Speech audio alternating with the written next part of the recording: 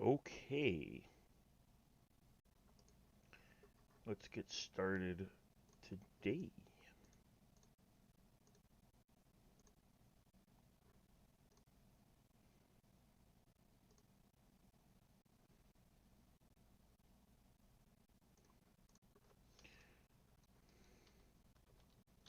So I've got a new map of, whoops. Mic off. Mic on. All right, that was interesting. So I've got a new map for Transport Fever 2 loaded up. Hey, Brian. And let's see what we end up with here. So if people have Transport Fever 2,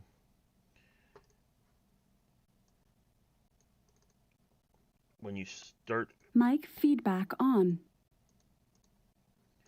when you start a new map or a new game in free play mode, this is what you get. Big open map. There's nothing here. The year is 1850 that we started today in. And this is right about in the center. You got all little towns that have U.S. town names, but nothing to do with where they're really located. Um, New York City is here. I mean, that's just a coincidence. D.C., Pittsburgh, Tacoma, Green Bay, Springfield, Charleston. Okay.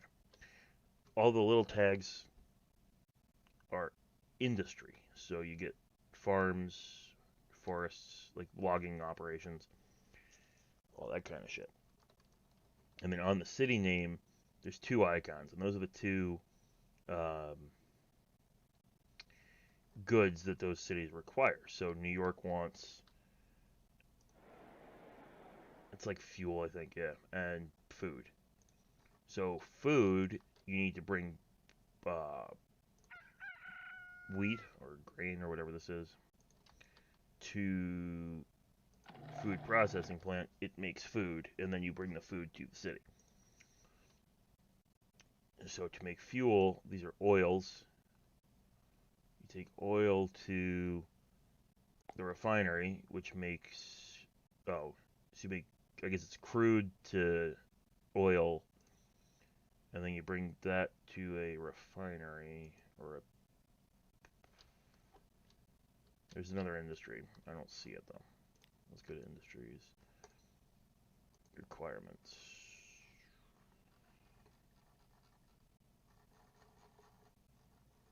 There, fuel refinery, and so there's only two of them on the whole map. There's one up in Green Bay and there's one in Eugene. So the year is 1850. So I always like to start in the center, which in this case is New York. It doesn't matter. And eventually, that'll become the big transport hub on the map. So, to start with, like if we wanted to make lumber, you bring it here. But no city around here requires lumber. So you start having to. So I always build my passenger ops pretty much out of the center and go both directions. But sometimes, in terms of industries, like, okay, so Green Bay wants fuel. They make fuel. They make crude. They have oil. So a way to start, I mean, so this will grow Green Bay into a big city. So then we connect it up with the other big cities. So so then these are all the cities on the map. So let's see what the biggest one is. Midland is currently the biggest city. Green Bay is one of the smallest. I don't know where Midland is. But anyway, when you build rail lines, you kind of converge and then diverge again, or you can do whatever you want. But so anyway, on these streams, the plan I have is I'm gonna start sort of building out, however, and then if you guys want to make suggestions, you can, and we'll work together to make it as big as we can and as massive a map as possible. So I'm gonna start by going from these two. Well, actually, this one comes this way, so I'm gonna go from this farm to this food processing plant into the town of Green Bay. I'm going to do it with a road, so truck stop.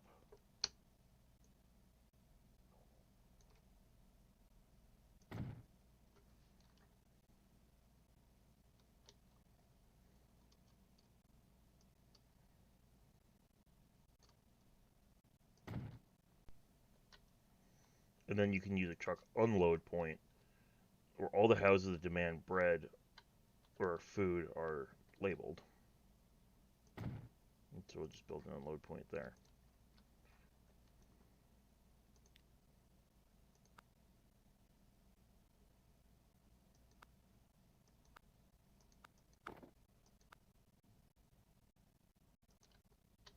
Road depot so we can buy trucks. Just put that there. Now we can build a route. So from the food processing plant, or from the farm to the processing plant. Buy vehicle. It's 1850, so we're all horse-drawn carriages at this point. Get 2 of them. Put them on line 1. I forgot I paused so that I could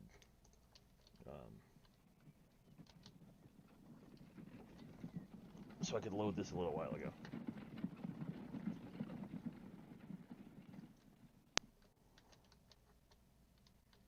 And now we're starting to see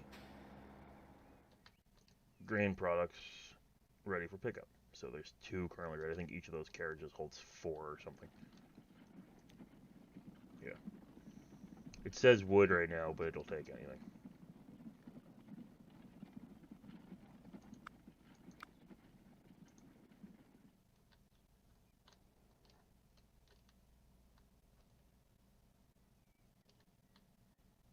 So this is going to come into the town of Green Bay.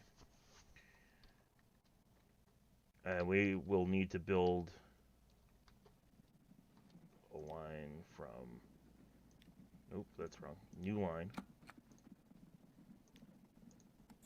Green Bay Exchange. Into the drop-off on Mill Street. And then the yellow line continues around because they got to turn around somewhere. But I'm not going to put any vehicles on that line yet because we haven't even made it up here yet.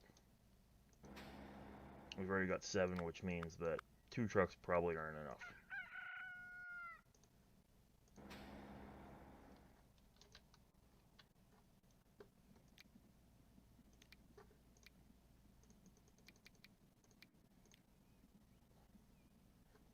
Stupid autosaves take so long in this game. There we go.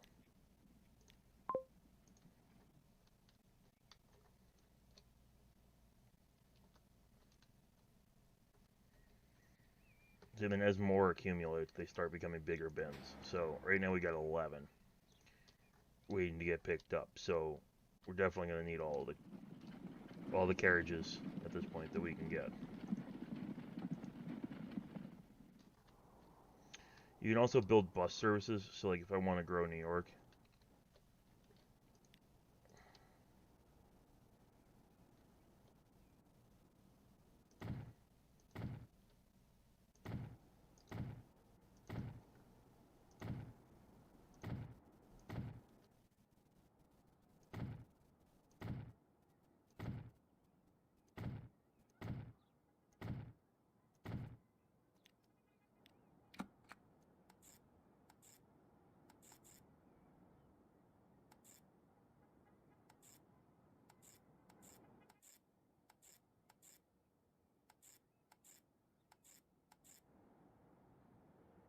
build a line there.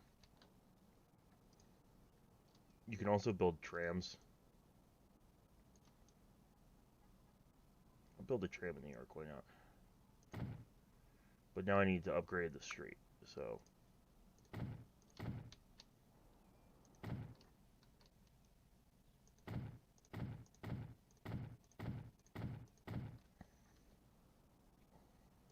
Which unfortunately means this stop is not going to work. And that stop wouldn't work because they need to be able to turn around.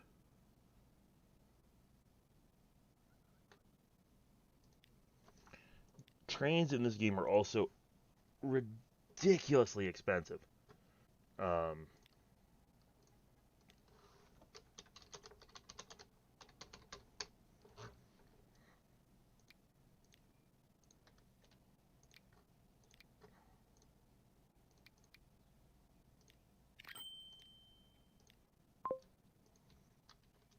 So you really have to kind of wait on trains for some time.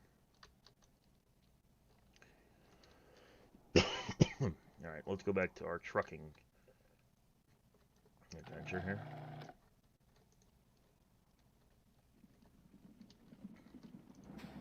So you see how it's turned blue now? That means that it's actually going to start losing product because we're not reliable enough to move it for them.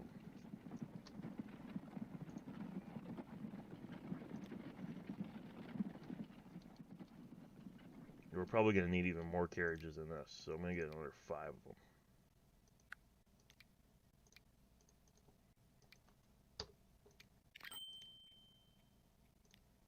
That'll give us 10.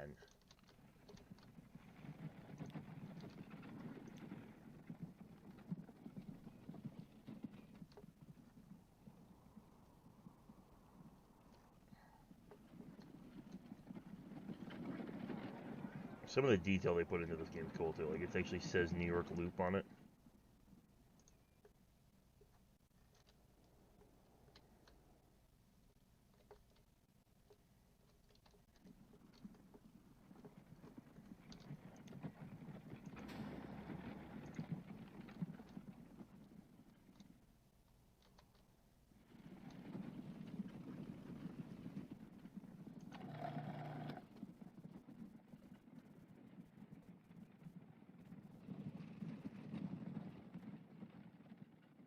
The one thing that kind of annoys me about this sometimes is the speed at which the date goes, because this is 1x speed they're calling it, but look how fast the number changes. And I know that's like day by day, but once you get up into newer and more modern times where shit changes even faster, it can get kind of, it helps if you slow it down. Sometimes you even pause it so that you can kind of, you can keep time going, so you can keep earning money and that kind of stuff. But you can also pause just the date so that you can stay in like a cool era if you want to and that kind of stuff.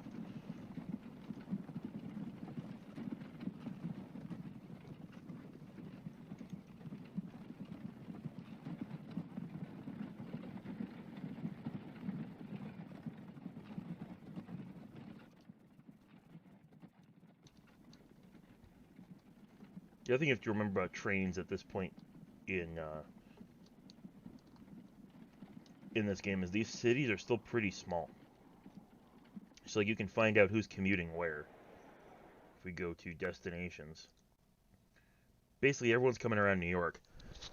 I need some water. With a few people going to Arlington and a few people going to Miramar, which is over here. Arlington is over here. So people really aren't traveling that much. So there's not that big of a reason to run intercity train yet. Once sort of, if you build the trains, it helps that happen faster, but also as the cities grow, it helps that happen faster.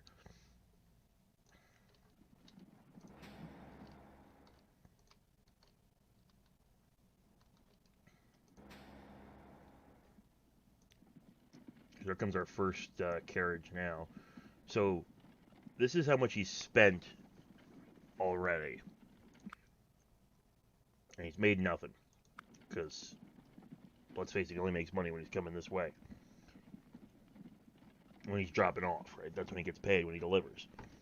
So we need to make sure that this line will be profitable, which it should be. And if this part's not, this half of the line should offset sort of the loss of the first half. You'll see. It's kind of, it gets interesting.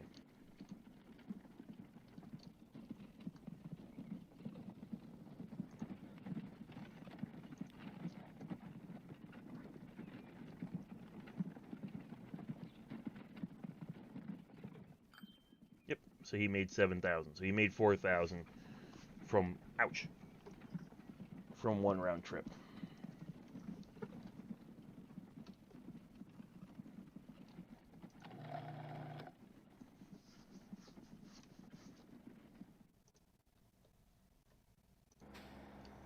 But the number is still climbing up here, so we're going to need a lot more carriages.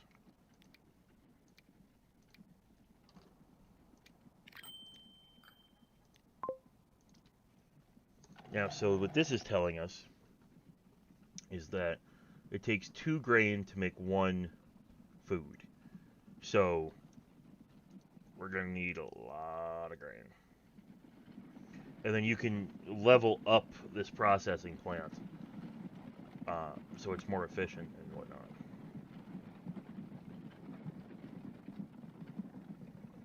Yeah, you can take out loans.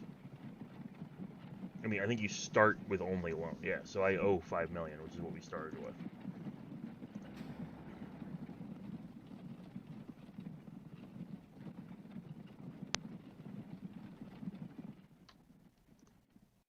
But we've still got, because we didn't buy trains or other expensive things. We just bought basically a couple of stations and some carriages.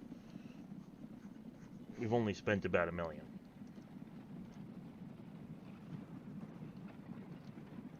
So this bit of a traffic jam is only because they're all just spawned, like just purchased, and they're turning in from the other direction.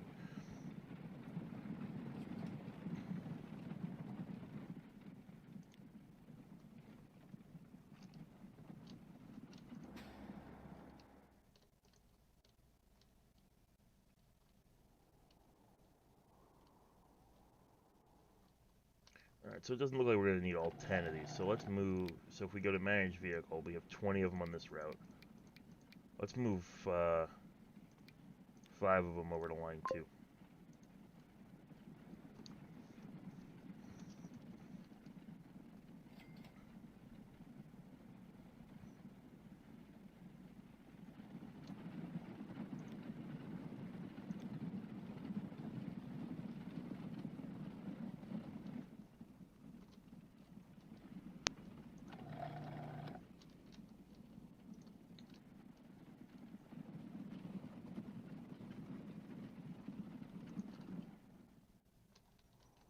So now he's going to bring it into Green Bay and drop it off where it goes to the people who want the food.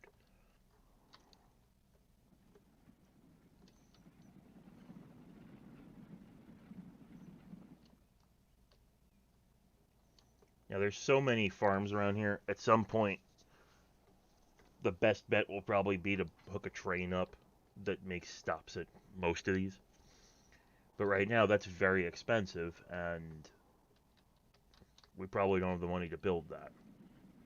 We could probably build the track, but it would be very costly to then build all of the equipment you need, because you have to buy the train, you have to buy the locomotive, you have to buy all the cars, you have to buy stations, you have to buy all that.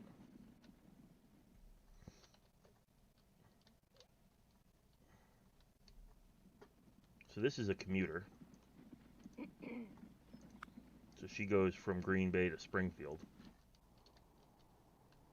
So theoretically, we could put a bus line in, which is just horse-drawn carriages also, and we get a couple of commuters. You can turn this overlay on. It tells you how many people are moving around privately. And then you can look into where, if you find somebody like this, you can look into where they're going.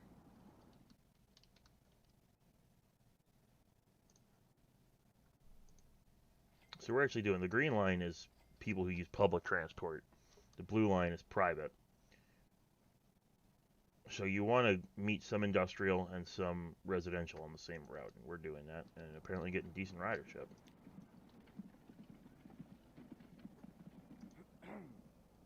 It's not one of ours, that's one of ours.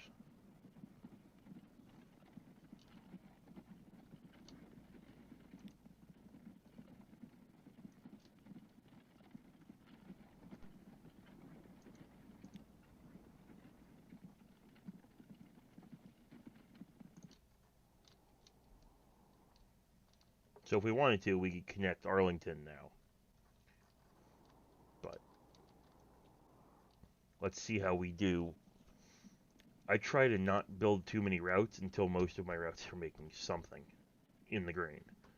So, for example, line 2 is losing a lot of money. So we want to remedy that problem, and I think that's just because it's just started. But you don't want a whole bunch of big routes.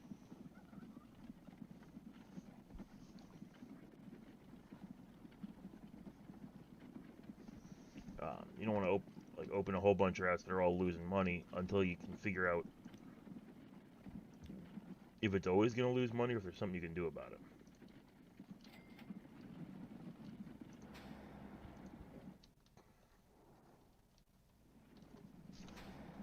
We're not. Well, maybe we'll make a dent because we got a whole bunch of carriages already there.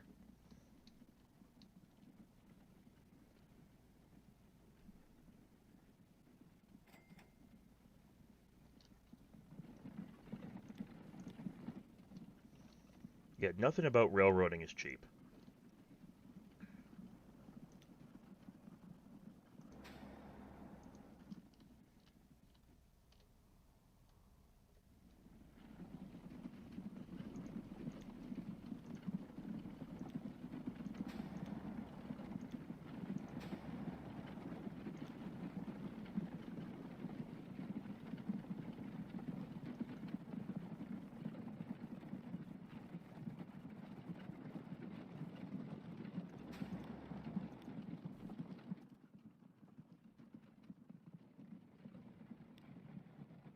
So line 1 with all of its grain is doing fantastically now, 23,000.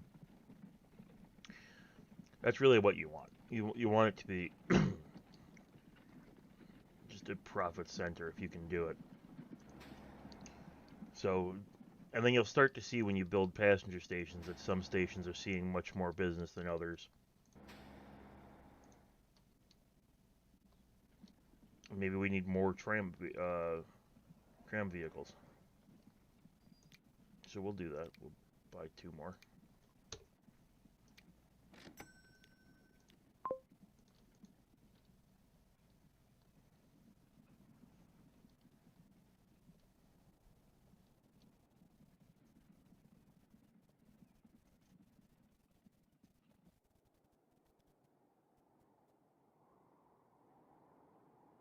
So look at all these farms. We could bring all of that into here.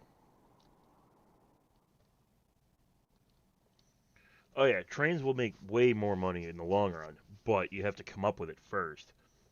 And right now, we may have what looks like 4 million, but it's all in loans. We have 5 million in loans. So we really have 0. So we need to fix that first before we can then, you know. So we've invested 800,000. Oh no, last year we invested. So overall, we've lost almost 1 million because of the investments we had to make. We've made back 26. Basically, we're paying the so far paying the interest of this loan. So let's repay 1 million in the loan to knock that interest cost down.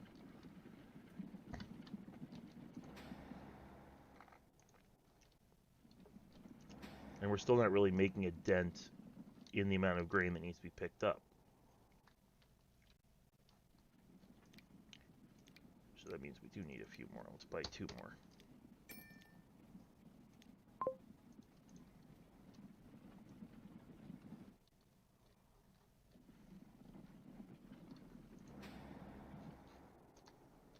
All right.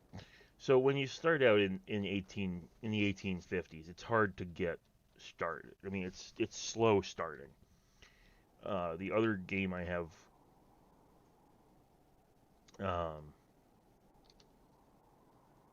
of going is based off a map that somebody made in the workshop of the Northeast Corridor. And I'll tell you, starting that off old is almost impossible because the main way you're moving stuff is trains. And it just costs a fortune to do anything. And, you know, you're building the train line out and people don't want to take it because why should they? You're not doing anything with it. Like, they're not commuting yet.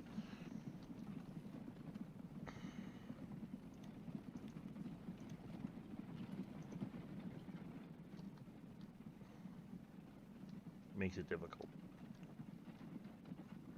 But when you use one of the stock maps like this, where they just randomly place cities and industries, come on, wrong way. There we go. Look at that, we finally making a dent. You can find a place to make money at the beginning.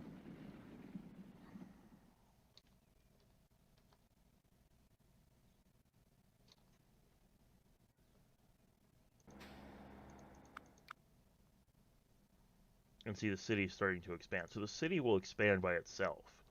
You don't, in this game, you don't build the city. The cities build themselves. You just have to move the people from one place to another.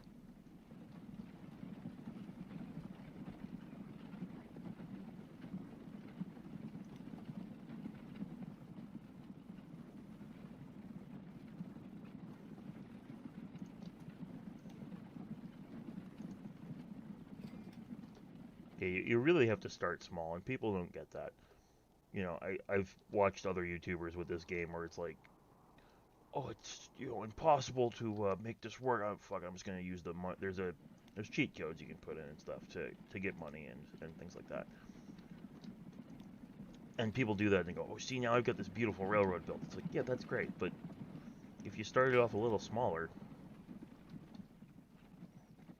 just connecting up a few farms, connecting up things like that, you wouldn't have to be using cheat codes in 5 seconds because you're broke, because you're doing it the way, where's that? Oh, there's the refinery.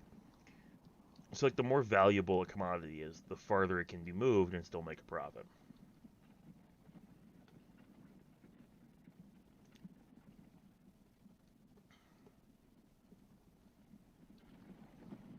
So line 2 is still losing some money. So we're just gonna put I'm gonna rename this Green Bay North.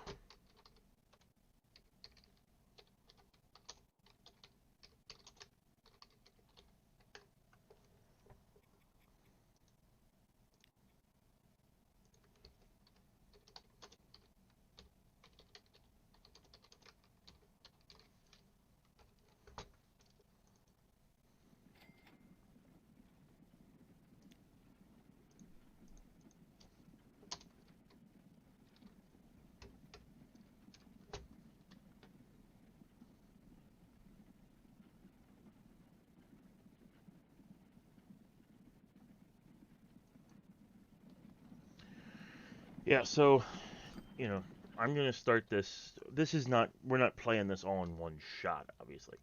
I'm not gonna sit here until modern times. I'm in fact gonna slow down progression of the date speed here, because for me it's more fun to build up this big thriving company, transportation infrastructure, all that, slowly and do it properly. So today we're just gonna build. Oh, I don't know. First few hours. So we've got our passenger ops centered around New York.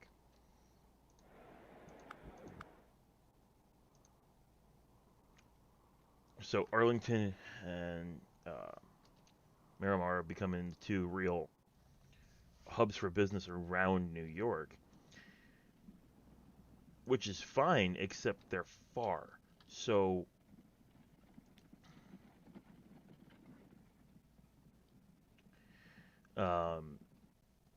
if we want to make routes connecting these, so like eventually I'll have commuter rail running all over the place.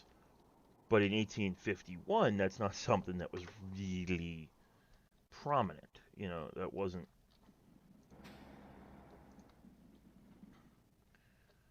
So we're gonna work on building up to that again. Right now we've got uh, our first couple lines built. We've got our grain line. So we've got the Green Bay Exchange to the city, which is this line that's delivering the actual product, which is losing money still. We've got the grain train, like the grain caravan up here that's making money.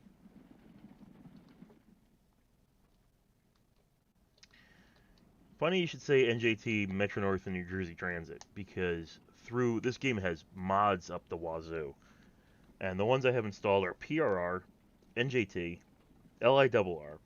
I think I have Metro North in, and Central New Jersey. So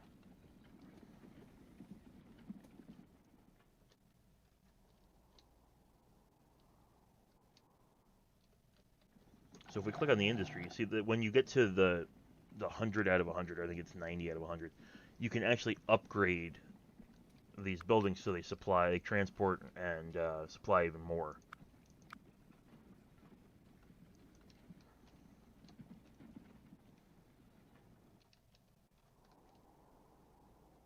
So we've got 2 farms down here, but they're all the way down here, so it's a little far with a horse and buggy. You've got the 2 farms up here, and we can actually connect. So oil is over here. The crude oil refinery is here, and then the fuel refinery is over here. So eventually we're going to want to connect all that too, right? Because that's also money. So a good way to do that is we can build a road like that. But that also puts these farms in closer reach. So now I can build another truck depot.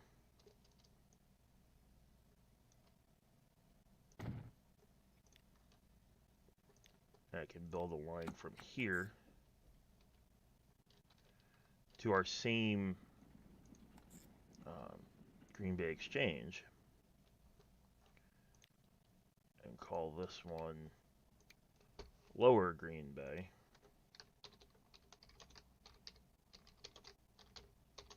To GBE. And we're just going to know that GBE is the Green Bay Exchange. Actually, I don't even need to put 2. A lot of this is about making them as short as possible so that they always show up. It was eventually you get to the point where you have 80 routes, and if you leave them one through whatever, it becomes absolutely impossible.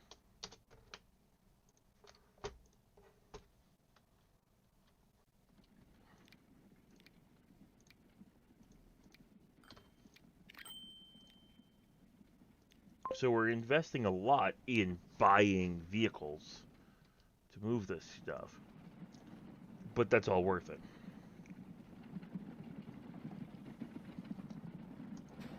So what have we got? So we need some more vehicles on the city route.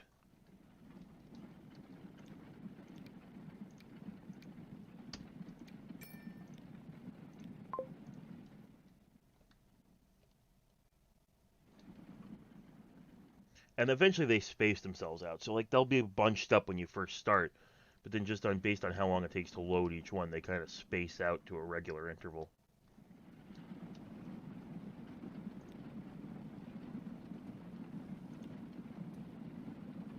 Look at that, even the city route's now making money.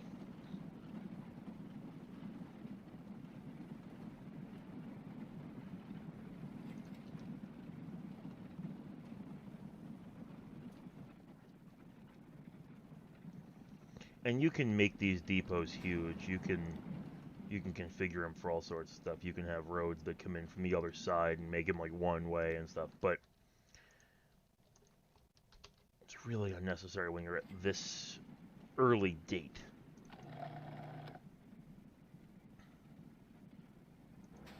So we've got 30 food that need to be picked up. We're doing it 4 at a time.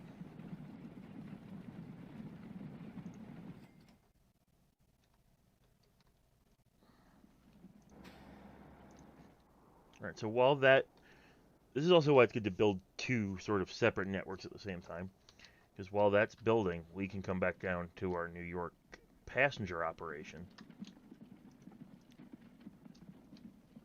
See how everything's going down here.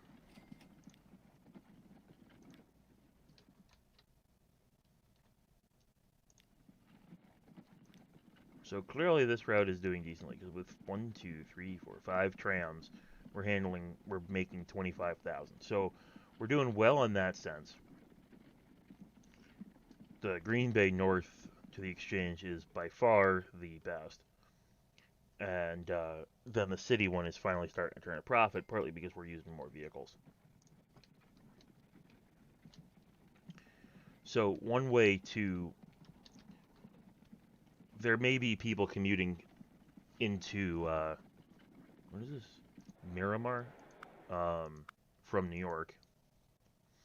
But it's very few. So one thing we can do is try to grow this city by giving it its own lines. Like giving it its own tram lines or bus lines or however you want to do it. So let's give it... Oh, I like trams, so let's give it a tram line. So we hook that in. And we think about how we want to do this. And remember, you always need a loop for a tram. So we'll upgrade. And then I'm going to cheat. So you can just have them turn around on a dead-end street like that. But I'm going to cheat. So what I'm going to do is I'm going to build a small city street with tram track. This player ownership, hey Dominic, is new. I'm not exactly sure what that is.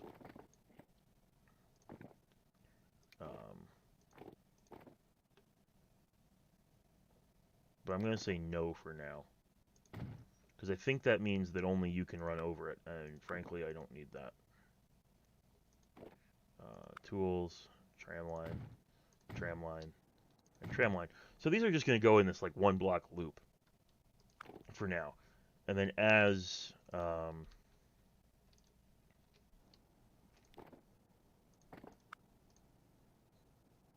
this city grows, I mean, this city is tiny right now.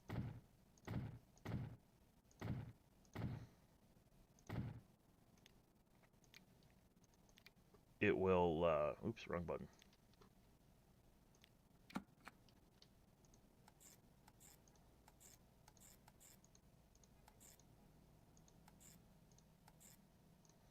So as this city grows, it will,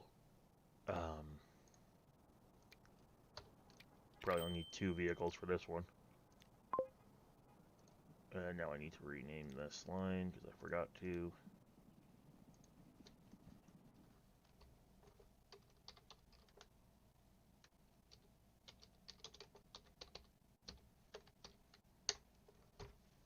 The Miramar Loop. So that's going to help, hopefully, kind of promote the idea, at least, of public transportation in this town. We've got the idea of public transportation in this town, and as you can see, we're doing decently. But there are these people that are going back and forth between the two. Look at that, we're already getting ridership. Well, people are going down to Tampa, people are going... So the cities are starting to connect. Now, the thing that is simulated in this game that I think is fantastic is connections, transfers. So if I built a commuter rail line, say from Green Bay through Tacoma to New York, and then down Arlington, Norwalk, Bakersfield, and end it there. But somebody wants to go from, what did I say I started at Green Bay? To Midland, and I had a route from New York to Miramar and Midland, they would transfer in New York and go.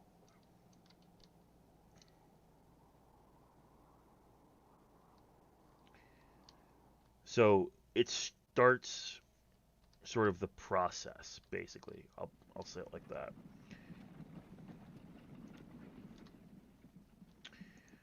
And because it's too early to build commuter rail for the money that we have, we can now connect these two cities with a bus.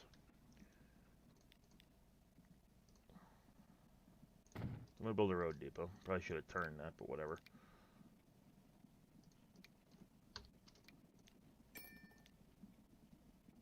New line. And because we're going to use a bus, we don't have to build tram track the whole way. So we just make a couple of stops here. And unlike some games where it just stops at every station you pass, so like I can build build that street to the connection.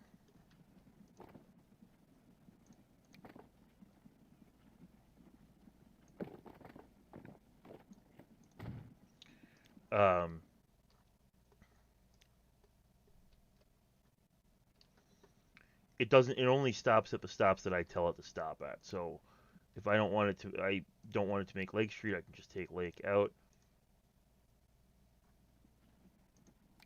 And I can add a Miller Street stop. And it will fucking hell. It only makes the stops with numbers. So it'll make Jackson Street so when you come into town you can connect. And then I'll make Miller Street after it makes the loop so when you're leaving town you can connect.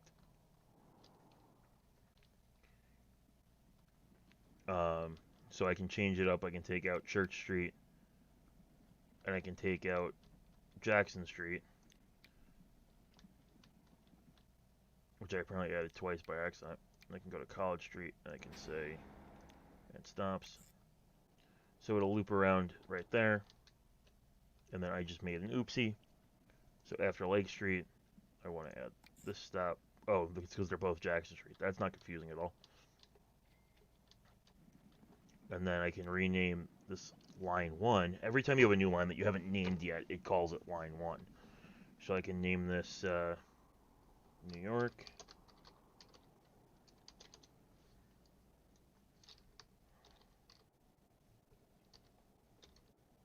Oops.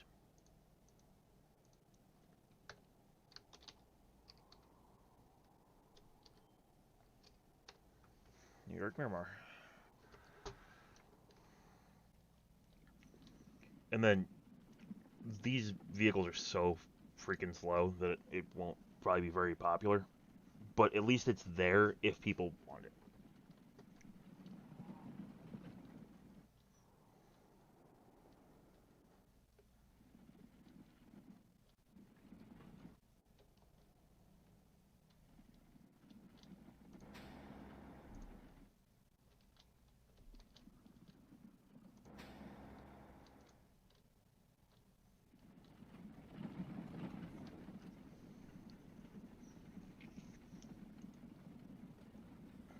So these lines are making a profit, but they could be making more profit with more vehicles. So, for example, the lower Green Bay to the Exchange doesn't have enough vehicles. They're all basically over there. So we're going to buy another 10 of them.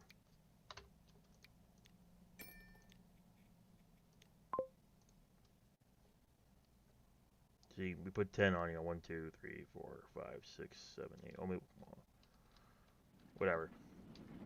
We're putting more vehicles on so that we can grow that line bigger because we have to keep the factories happy. So if we're just never showing up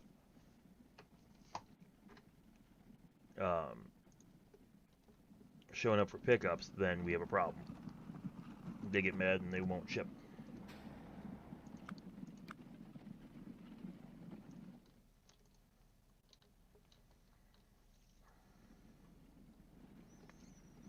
Once it gets to be more in the current age, it becomes a lot more train happy. But you can also build airliners. You can build all sorts of stuff.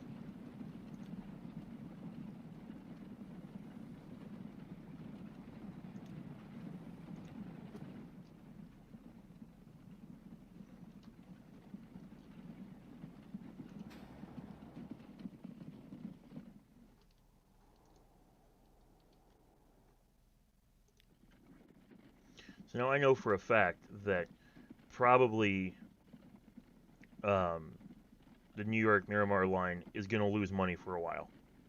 And I can say that with confidence, and I can say that being okay with it because it's there to promote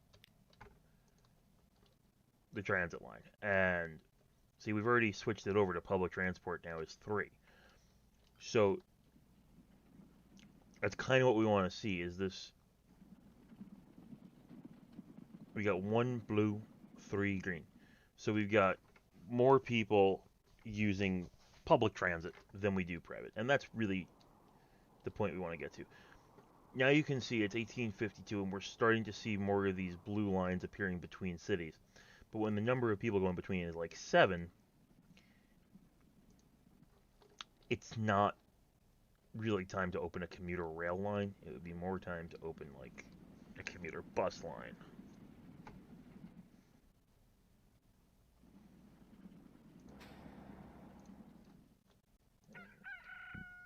See, so we leveled up this farm. So now production is 200. Instead of 100. So it needs even more vehicles now moving product back and forth. And this is when you'll start to see trains happen.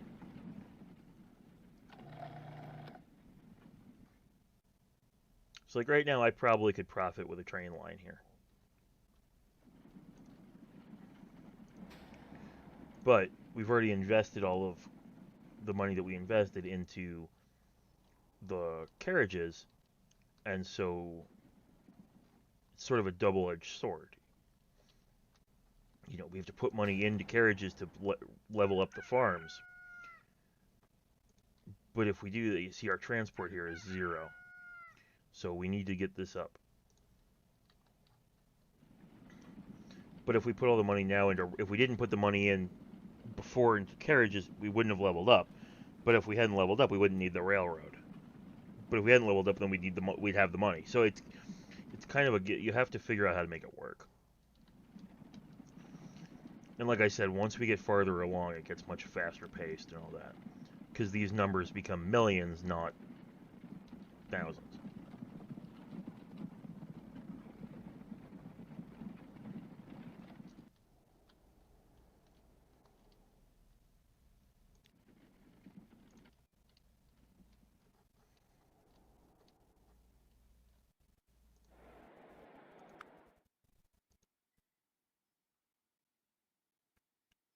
And these numbers become hundreds, if not thousands, at some point as well. So as the years tick on and the numbers all get bigger, the game becomes much more fast-paced and much more exciting, we could say.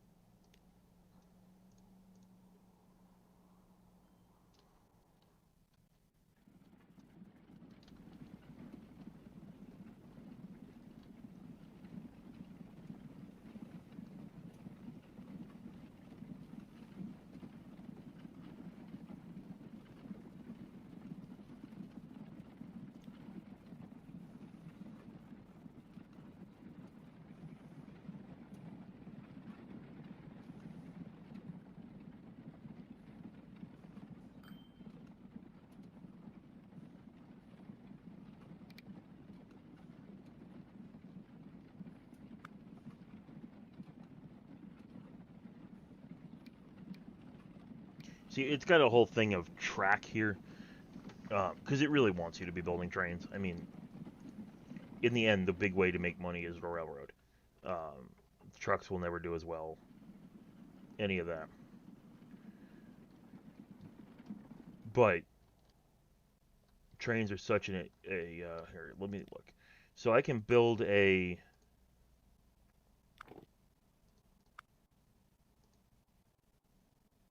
truck load unload for a truck depot for 79.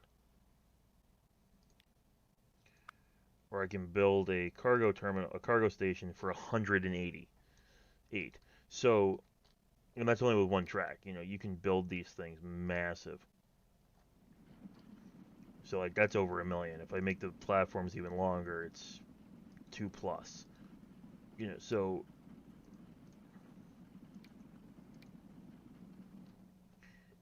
will trains be in here? Yeah. Will they be in here soon? Probably. But that's just the damn station. You need 2 stations. Then you need all the equipment, and you need the track to connect them all. Here, I just need the equipment and the stations. The roads are already there. Or I've got to build small little road connections. See, look at that. Even the Miramar Loop is already making money. Running costs and income. So it all just becomes a balancing act.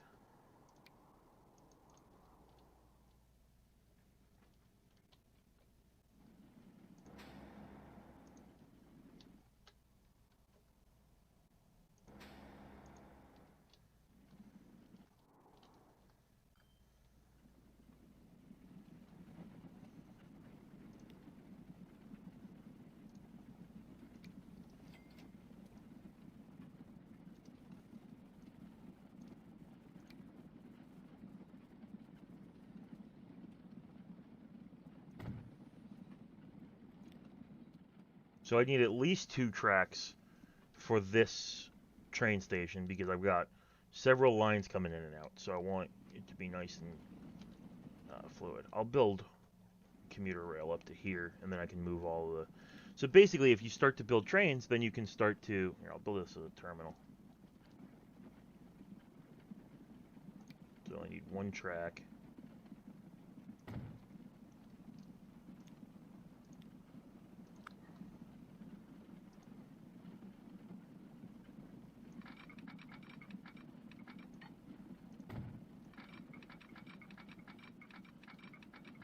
And it sort of snaps to the road if you want it to when you're building the track. What you want to do is you want to build sections with as high a speed limit really as you can, not because of now, but because of later. So I'll connect that into that side. So now I've got a train line, and I can run trains back and forth on this line all day. So now I need to build train depot. Track that connects it.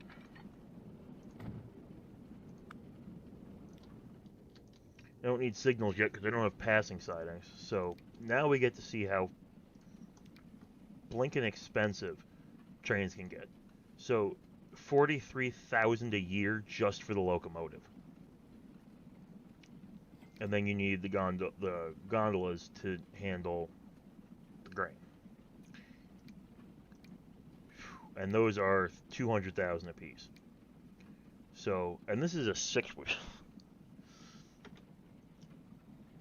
with a supposed lifespan of 7 years. So, yeah. So let's buy 1 and 1, 2, 3. Let's buy 4 gondolas. That's going to cost $1 million. So now we can build a line that goes from Green Bay Halt to Green Bay. And we're going to name this line the same as the other one. So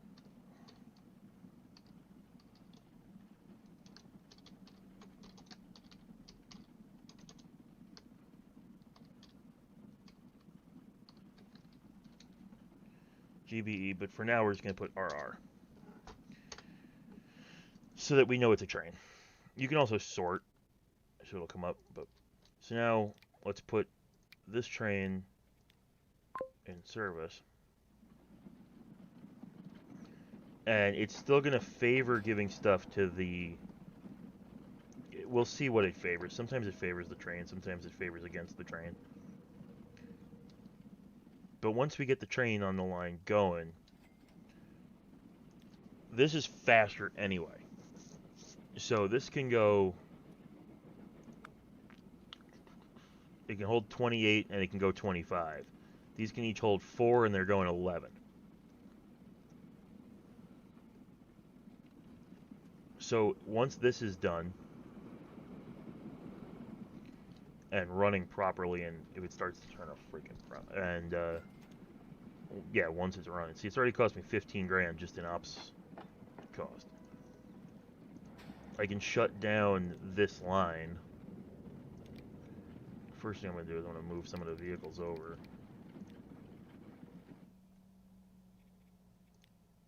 to the lower Green Bay line. Bring them over here so they're doing the tougher distance.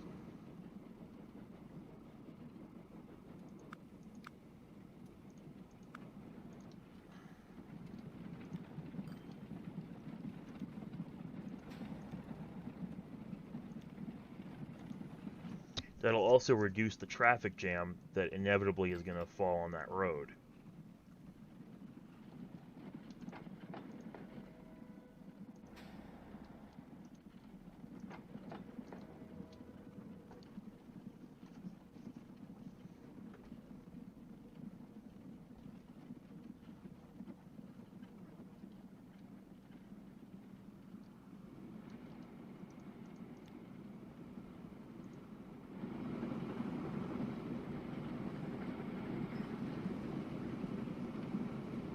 Very basic train.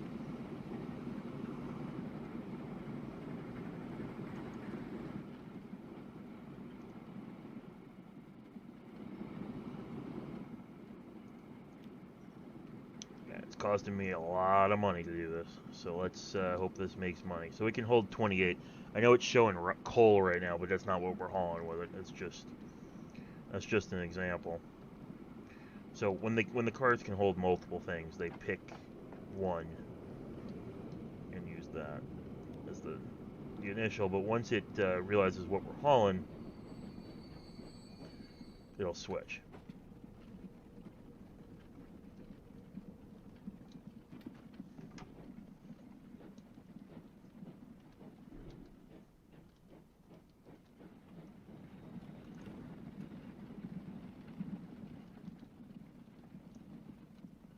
Yeah, so once you can afford trains, you tend to make money faster. If you have enough material that it's worth using a train. And you can see it's favoring putting stuff on the railroad now way more, because I cut down the number of carriages on that route, and the number is already down to 10. So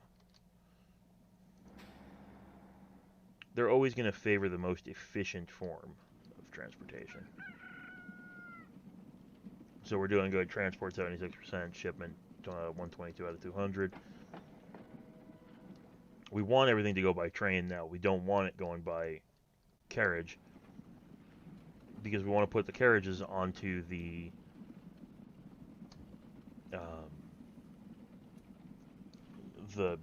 lower Green Bay route.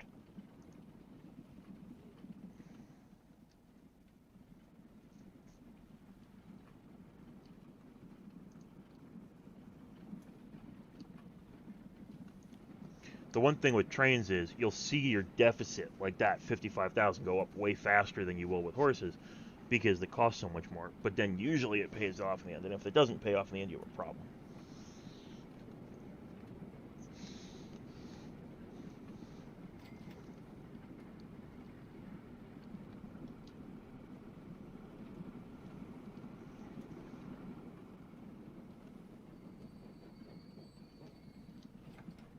Yeah, so he made 99. That train made 99,000 at once, and you can see now we've actually got a backup in the food processing plant where they're actually storing stuff, which is fine for us.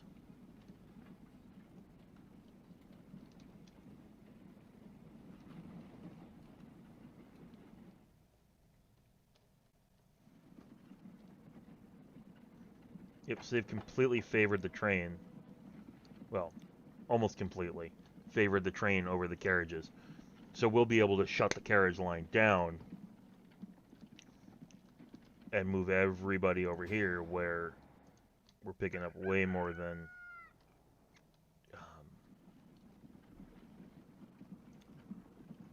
we can. So let's go to manage vehicles, and we're going to move a bunch more over to the other line.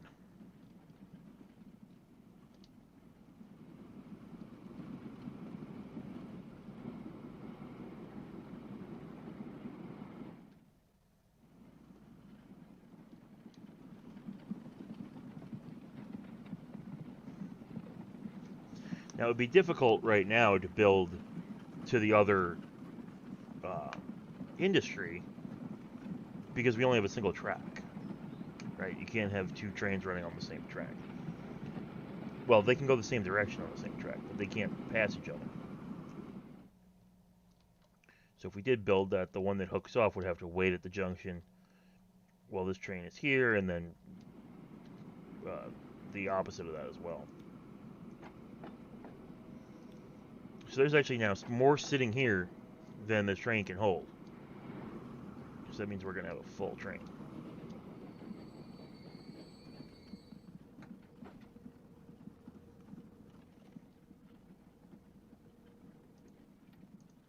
So there's still 4 sitting there. So that's great. So we're making money. Oh yeah, you can add anything you want. You can make 4-track mains, you can make 100-track mains. So if I go to tracks, I can click next to it, and it actually snaps to the original track. So I can make a branch line going away, or if I want them to parallel, I just put the 2 ends together, and they snap together.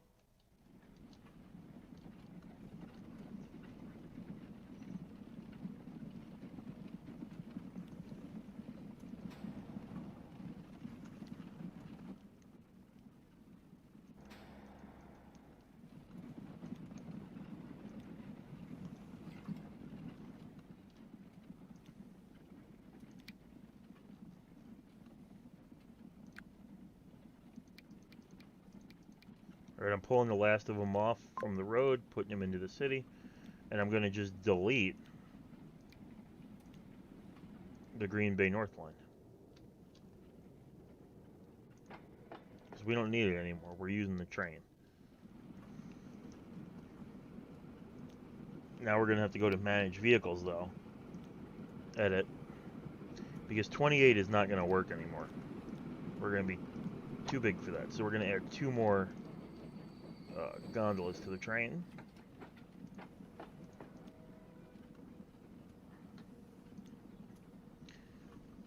And you see what I mean by once you have a train, you're making huge profits. Is that I'm making 115 just off of this train. And now I just added more cars to it.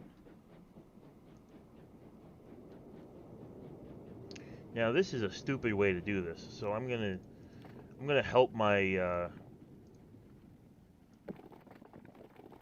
my trucks along here. I'm gonna build a connecting road.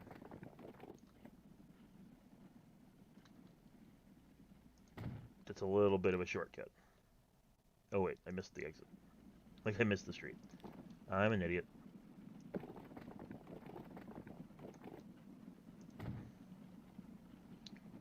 It'll just make it a little bit easier for him. If we straighten that out.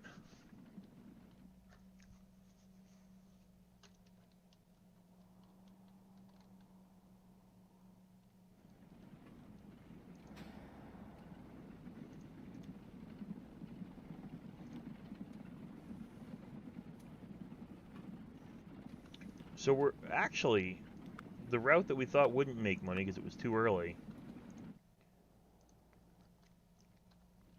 is capacity full. The cargo 20 out of 20. So that means we're hauling as many people as we have seats for on the line.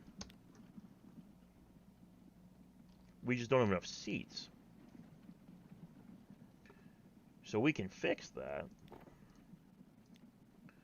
by going to the road depot, buying some vehicles. Let's buy 5 more.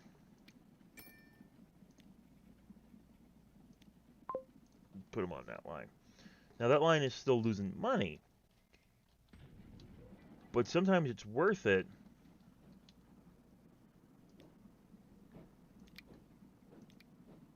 Yeah, see our HPT now, 95 horse. That train is only putting out 95 horsepower.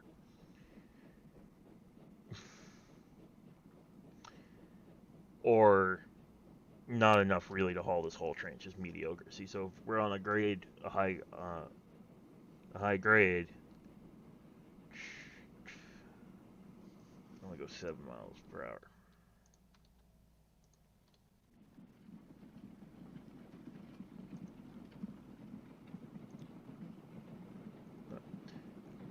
He's doing it.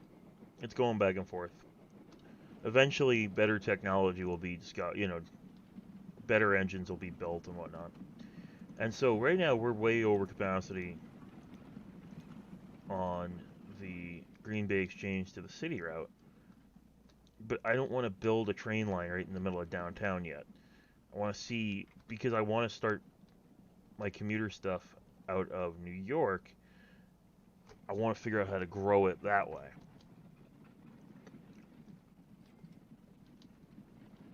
Wow, look at all the traffic we got here. These are all 35 people waiting on the intercity route. So clearly that was more popular than we thought it would be.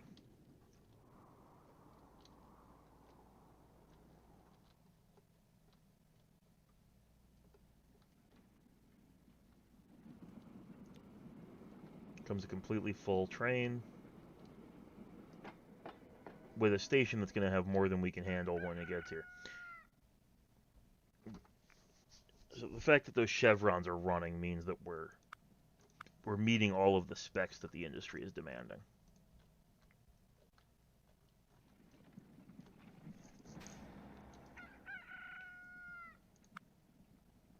Meeting them all there as well. We meeting all the specs here? Nope, not yet. He just brought in 190, so by far the train is doing fantastically. Look at that, the New York Miramar route is making money, 20,000. So now that everything's in the green, we're doing good.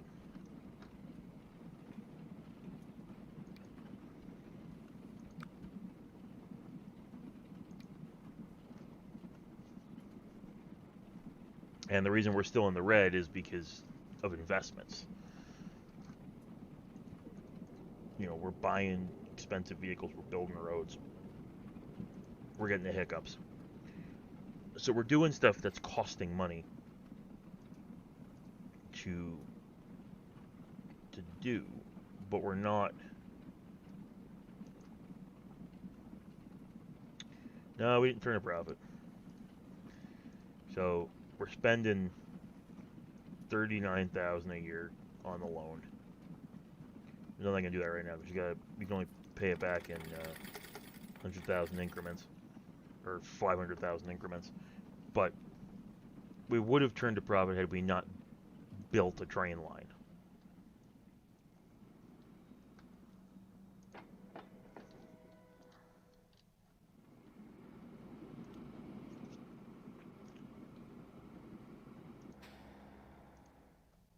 And an already overtaxed train line. So we built this train line. Let's see. It was doing good, but now we are overfilling the train. Like, so there's 72 grain waiting units of grain. We can only handle 42 in one train load. So we're already autosave.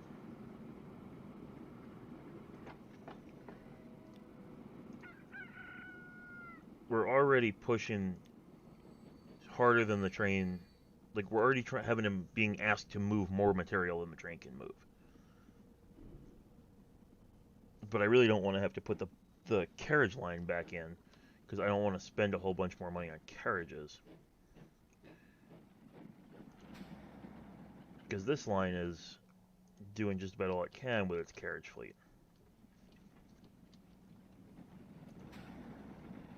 And the city line needs more too. So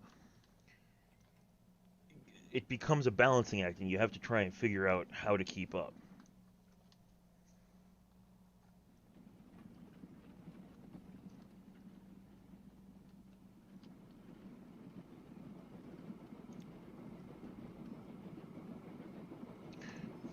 I can't afford to buy another one right now because I have to build a passing siding somewhere to do that.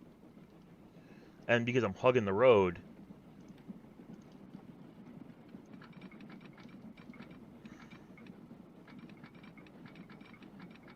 come on. I could build here so that I can turn that siding eventually into the track going to the other farm. But I'm going to spend most of the money I have just on... Well, actually, let's see.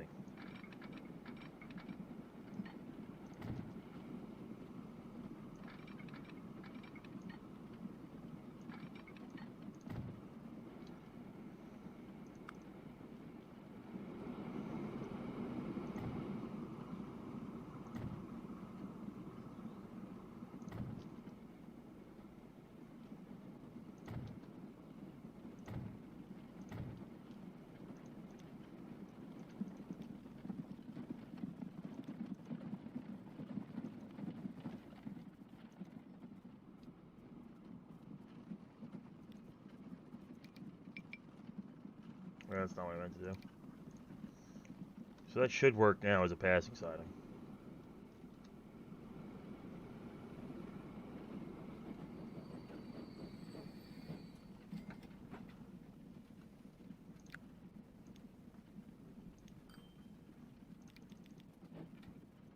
See, I'm not even close to being able to afford another train.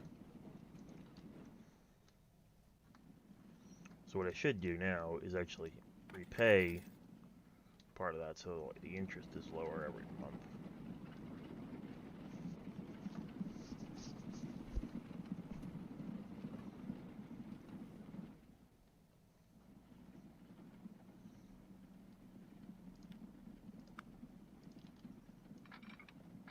Eventually what's going to happen is that. So that we can head over here.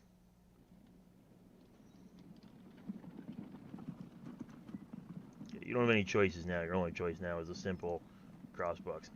But eventually you get to all sorts of fancy. You have gates, you can have lights, gates, bells.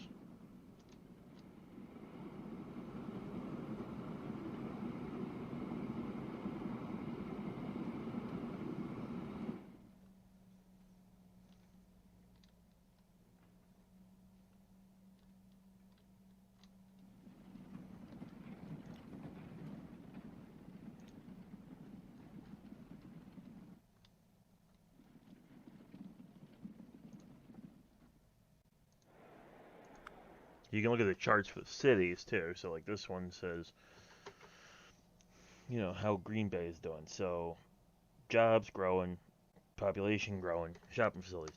It's trying to stop growing. So where are people going? Destinations. A little bit of travel to Springfield, but not really much. What are New Yorkers doing? Destinations. New York and Miramar. 81% of the people going across here, and there's now in the 40s going across, are using our service. So that means we're successful at what we're doing.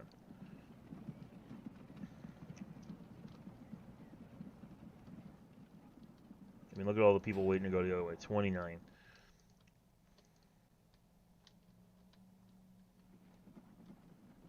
And because they're all piled up at this stop, a lot of times that means they're taking the tram in the town around to head out of town. So that's great to see that growing.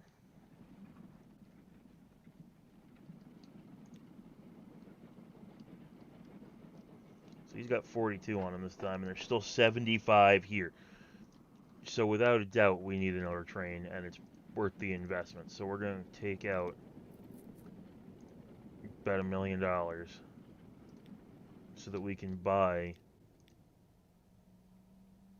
It's taking out a little more than that, unfortunately. So we can buy another train.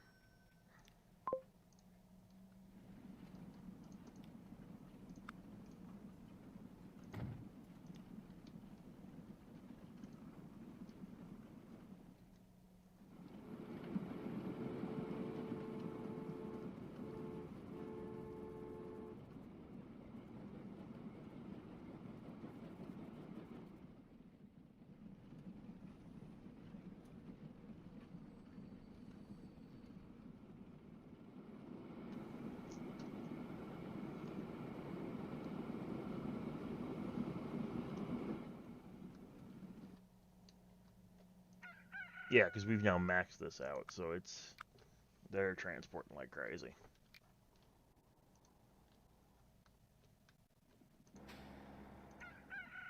This one leveled up, so now they're trying to ship like crazy.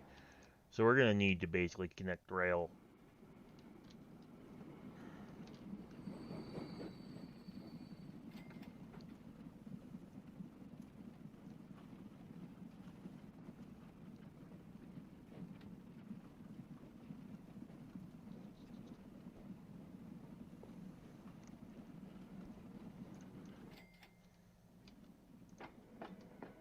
$102, oh my god.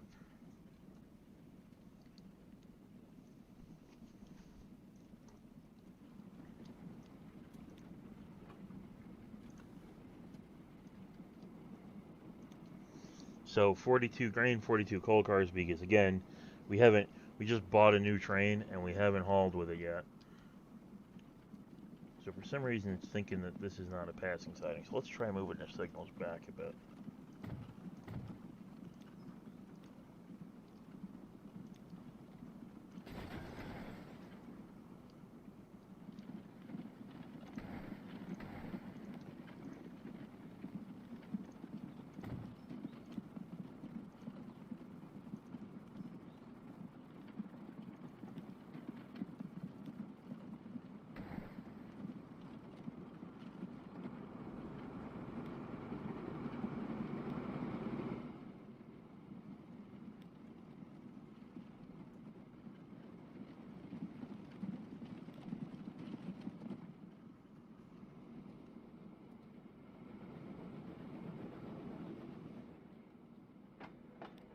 But again, we're going to lose a lot of money when we first start this endeavor because we need to 120. Come on, train.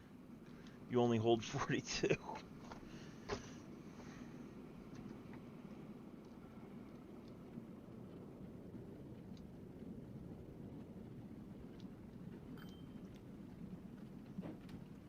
The other option we have is to double team the vehicles. We can double team the engines. Like that. But that costs $258,000, and it does mean we would be able to speed them up a little bit, though.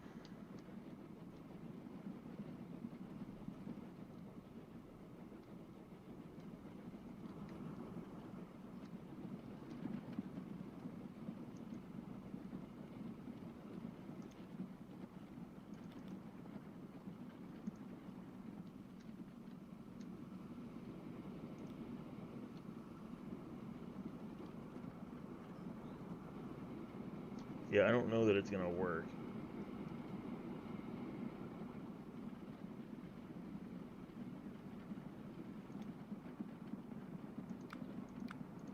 I've done it before where it makes a passing siding, but I don't know why it's not doing it now.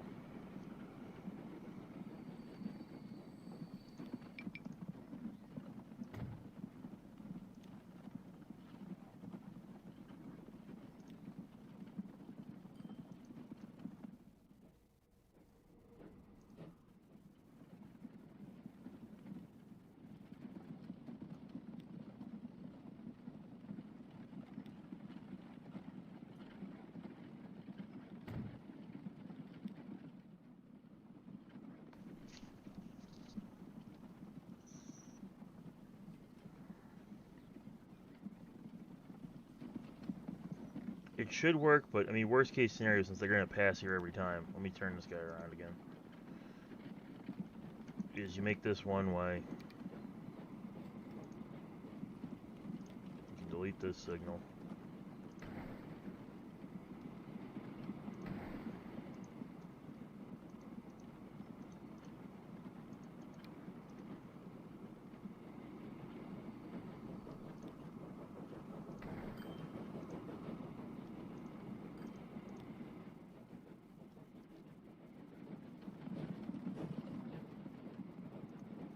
I know that's how it should work, but for some reason it doesn't want to.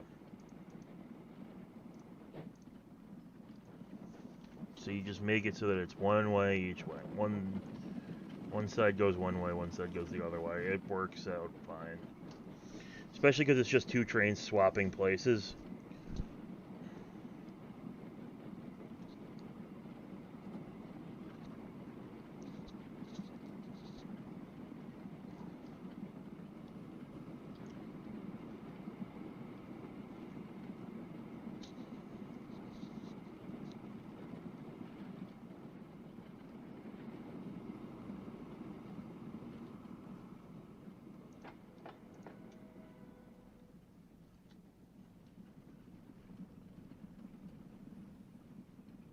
It's already back up to 125.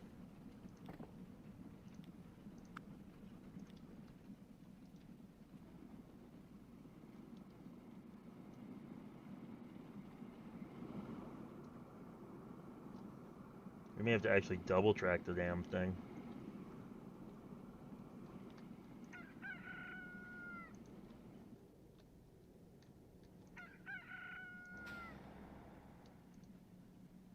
That one's going to need train too. So once you sort of stimulate the economy enough with the other vehicles, then you can bring the trains in and actually start making some serious money. But you have to stimulate the economy and your checkbook enough.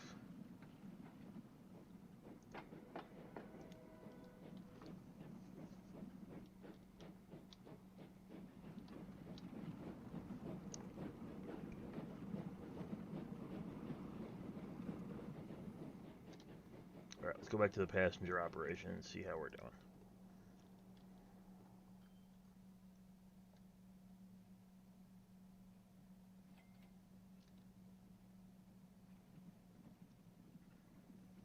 So the passenger operations, really, the train going from one town to the other is making more than the trains going around in circles in New York, or carriages.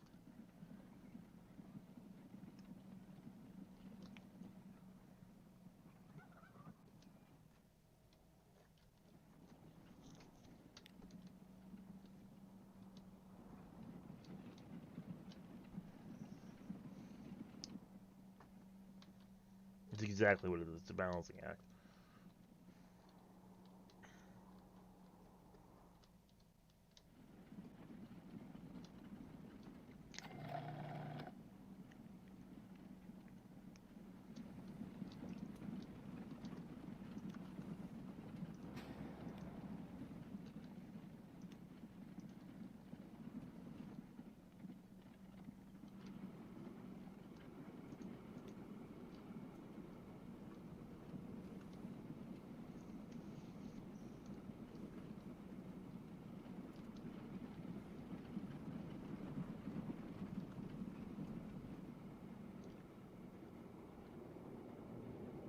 But with all these grain farms around here, once we start getting money and we can consolidate everything into the you know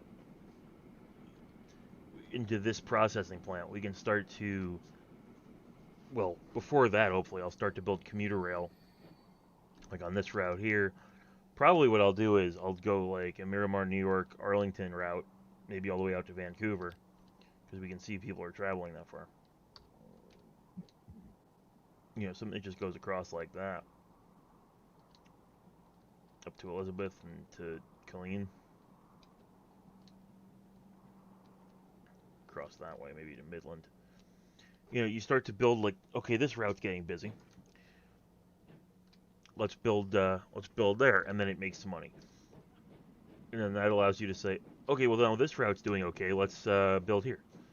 Okay, this route's doing good. Let's build here. You can keep building and you can keep building out and building out. Hey, look, now we have enough. We have 418,000.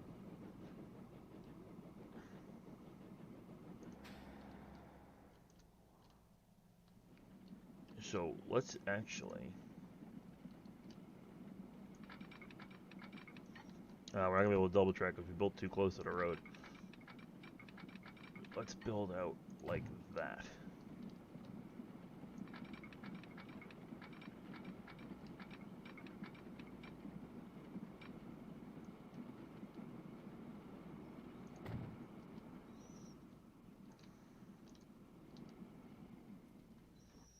Yeah, so what I actually look at when I want to decide where I'm going to build next is I look at where the blue private transport lines are on this heat map. Now, obviously, there's not one connecting Arlington and DC because there is no road there. But there is road here that we've already taken over a lot of the business on. And then there's people commuting here. And it's not that high yet, so I don't really want to put commuter rail in yet. But it's telling me that a big station, probably I'm going to bump all this commercial out to put a big station in up here, is worth it. And then what I can do is say, okay, fine, so I'm going to build a station that's got 2 tracks in it for now, and we'll have through service going both like through New York to Miramar, Midland, along where that road was. And then that would be one route. And then you can have another route that hooks south and goes to Norwalk, um, Eugene, Santa Ana, maybe a branch line to Bridgeport. You have a line that comes to Tampa, Salinas, Allentown. You could have the Midland train continue down to Jackson. So you start to build out in all directions with something as your hub. And because you can have transfers in this game, you can then have people connect if they want, if they're going from 2 different places. And it makes that sort of hub city expand like crazy. And then you have like internal buses and trolleys and streetcars and all that kind of stuff um, built out around that. In the beginning, yeah, because you don't know where there's going to be successful roads yet.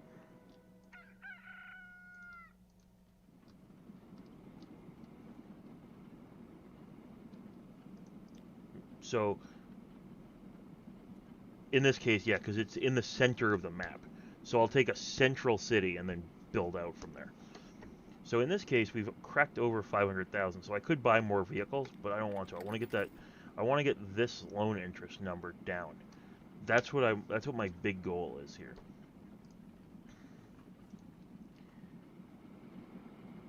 Is to just get that number down so that I'm paying less in interest every year, and more of that money is going into my pocket.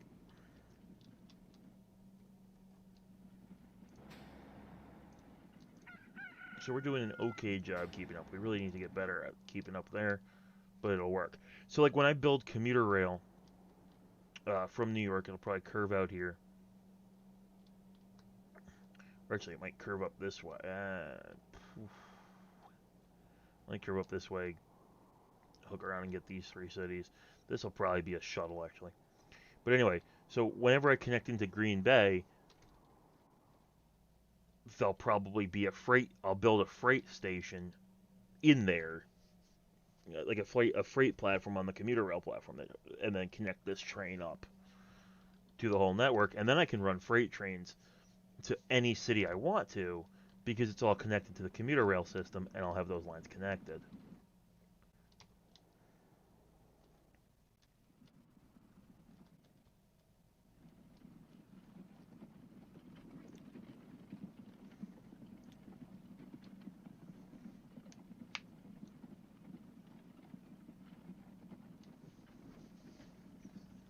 See, this 172 here, I bet if we had this being done as trains, would be a much higher number. Even though trains cost more to run, we'd be running more. They don't cost that much more proportionally. So if we look at details here, these cost me $3,000 a year. This cost me, $200,000 a year. So I can move a lot more, despite the fact, like, without even taking into account yet how much more speed I'm getting out of the trains.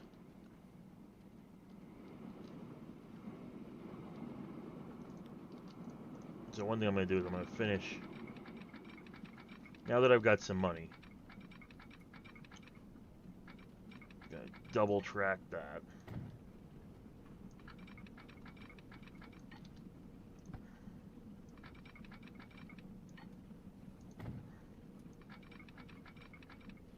And I'm going to put a diamond crossover in. Now, all of the trains are always going to terminate on the same track. They're always going to come over here. But this gives us options later.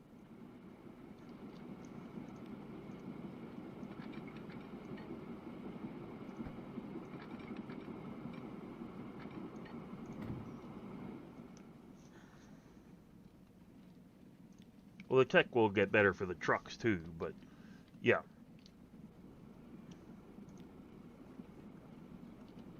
So he's going to come in and drop off, and then probably cross over.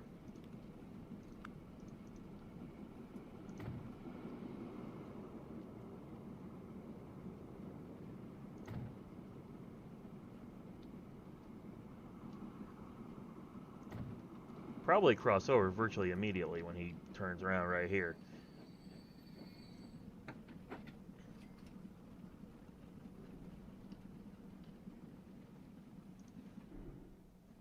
So now if we had the money, we could have 3 trains going back and forth, but we don't. And then we'll have to put a diamond crossover in here.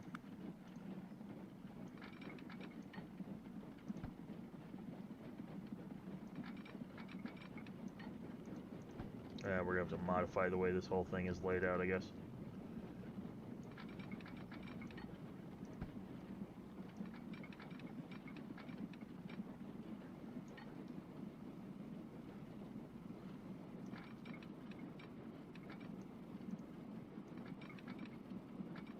It's not my favorite way to do that, but it works.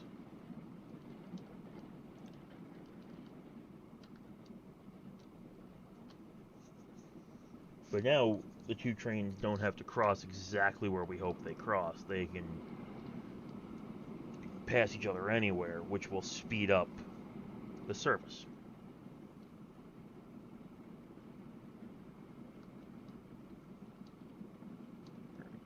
Of course, this is still single track for now because, you know, double track is expensive.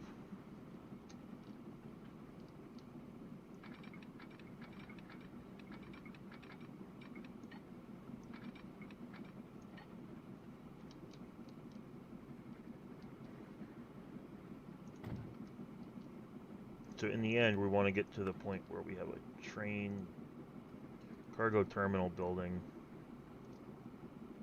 right here.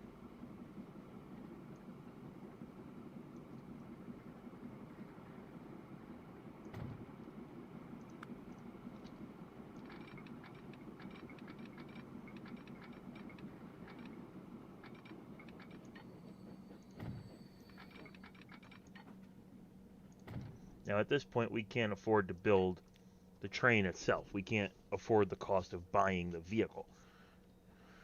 But because we haven't made this a route, it won't start saying, well, here's all the goods for trains that don't exist. Once we build that route, though, it probably will.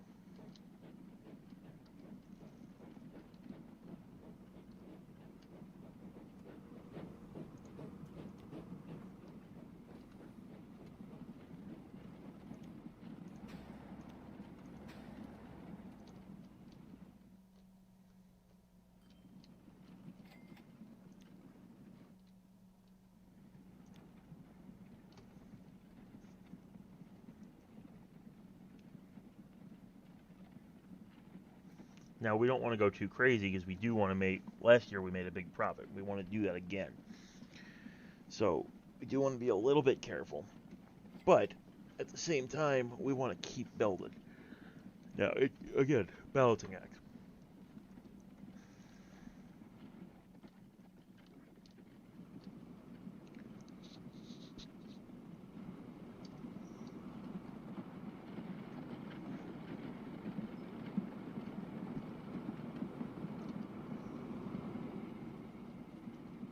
Yeah, I actually really like this game.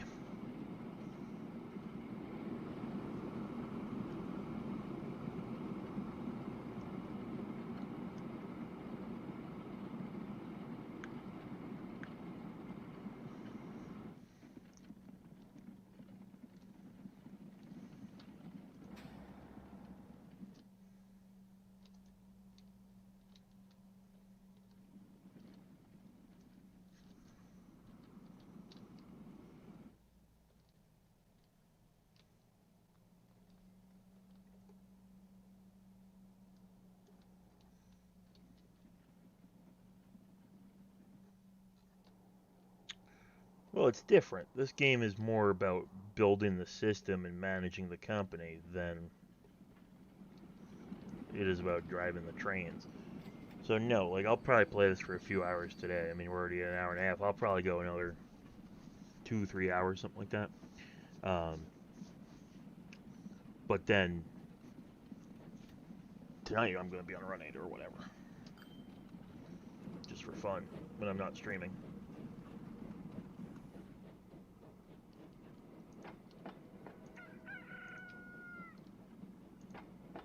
Hey, we're finally starting to put a little bit of a dent into that.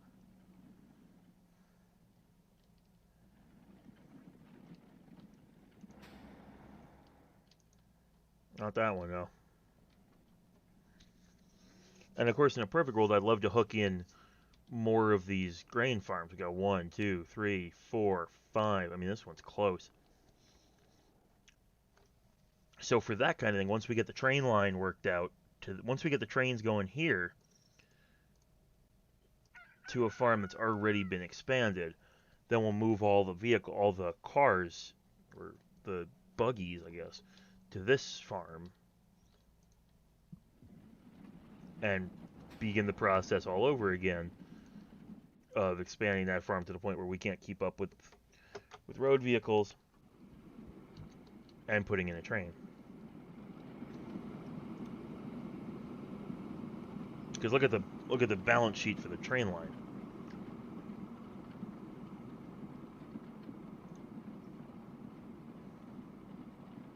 543,000. So, again, the bigger you get, trains are always going to make the most.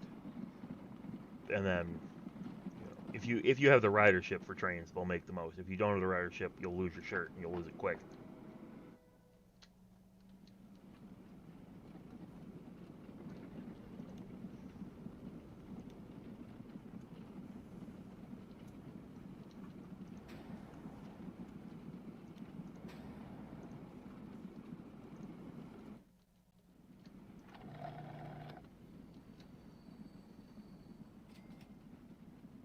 Basically, we would upgrade the processing plant right now.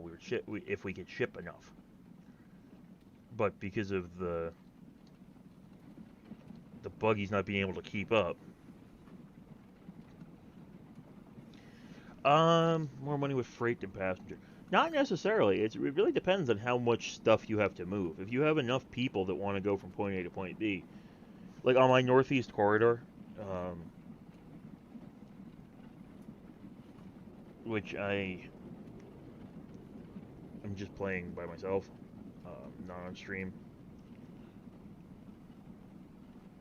I think the Northeast Regional is by far the biggest profit I make. Of course, on that route, I'm not really playing with the freight. That one really is just a passenger run.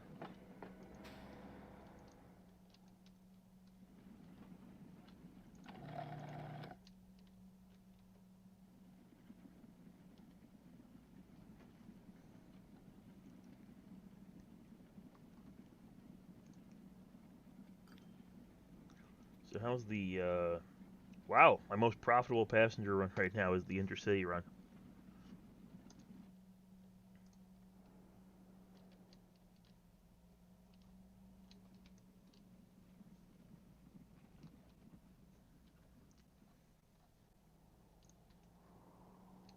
And I would buy more vehicles for it to make it even more profitable, but what I really want to do is get a train going here.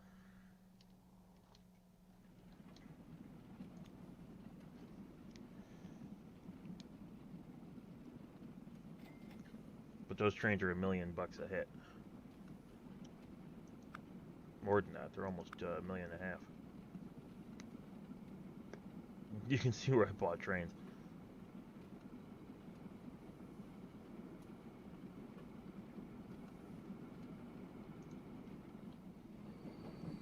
You got a big loan and then spent it all right on the train.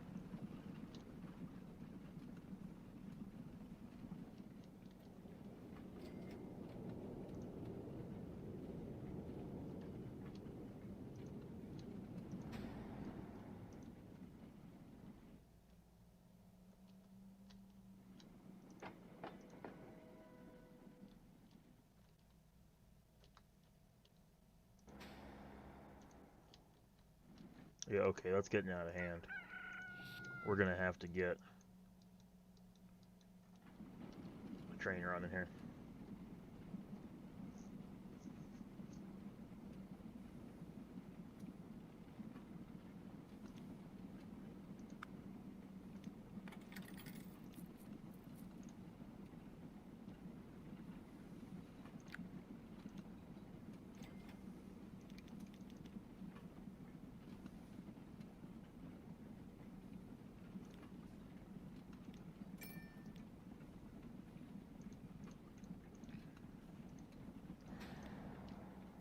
But part of that is because we don't have the passenger revenue that we used to.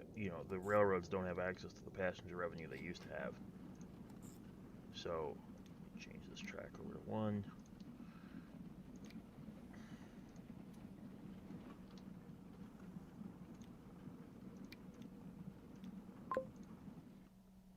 And this is Lower Green Bay.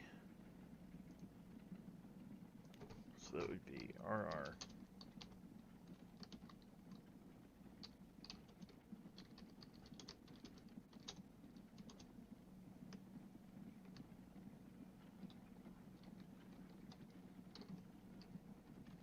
To GBE.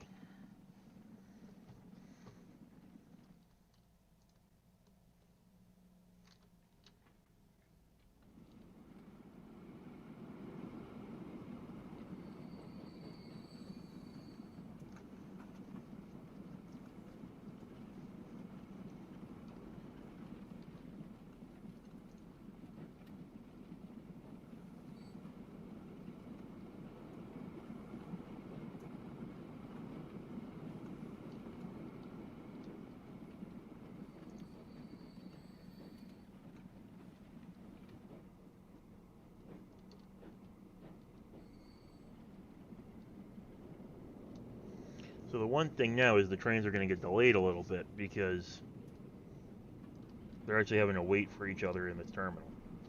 So hopefully that doesn't do, damage on the back end on the profit side by slowing things down a bit.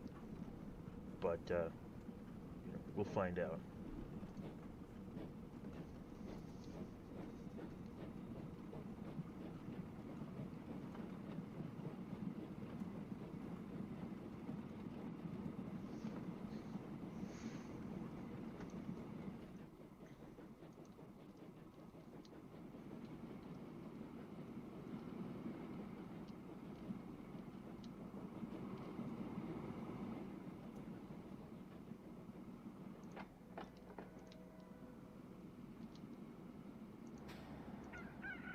Yeah, these guys seem to be sort of catching up. He's working at 52 now.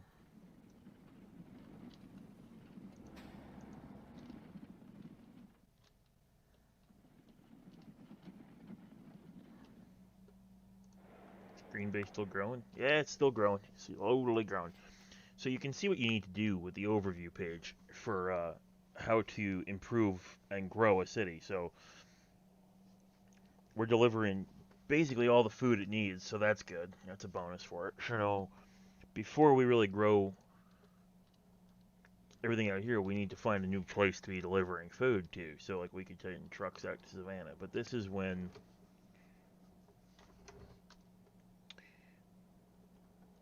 Springfield's probably going to be the next place getting deliveries.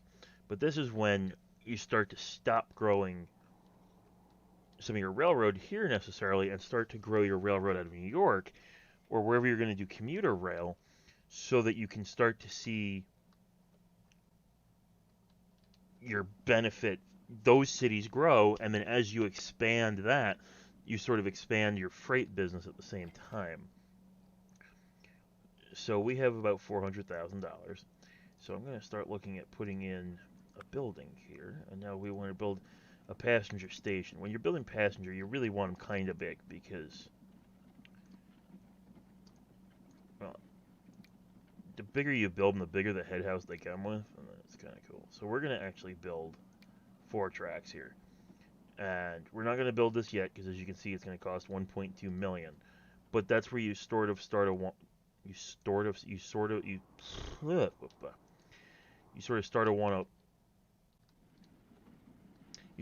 to start looking at what that's going to cost. So I might build it with 4, I might just build it with 2, and we'll grow it later.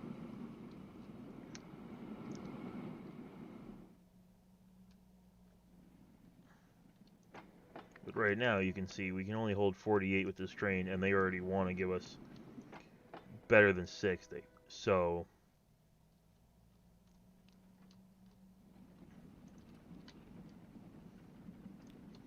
now, obviously, it's 2 different lines. It doesn't consider the truck line and the train line the same thing.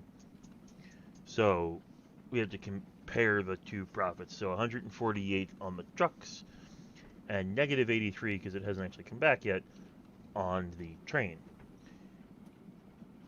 Hopefully with 1, that number will be in the 2 somethings, and then we can buy our additional train after that.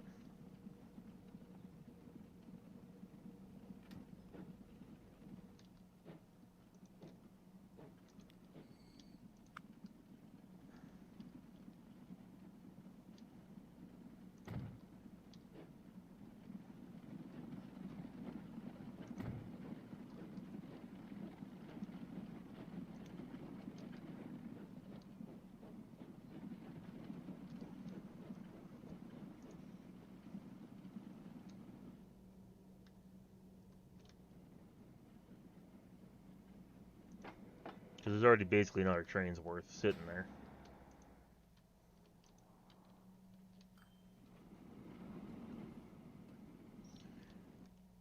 July 13th, 1853.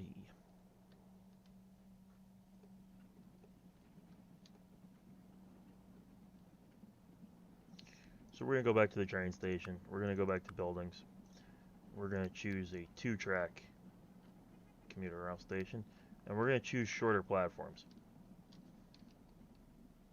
Now, the reason it's costing so much is we need to pay to demolish 4 buildings. Now, oftentimes I would say, well, that makes it so much more expensive. Why not just build it out here? And the reason is I could build it out here. I could build a terminal like this.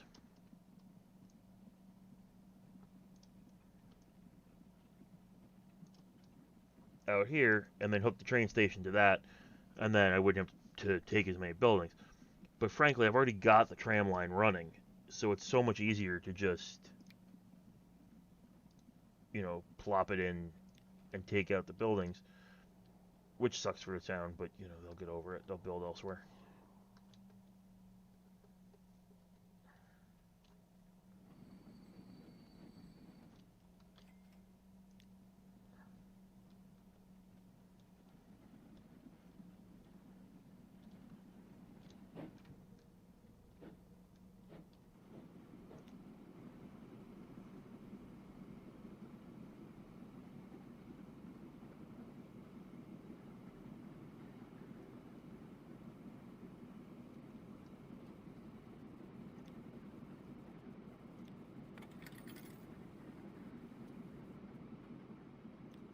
So I just paid back $500,000 because, frankly, I want to get some of that paid off so I don't always have this loan.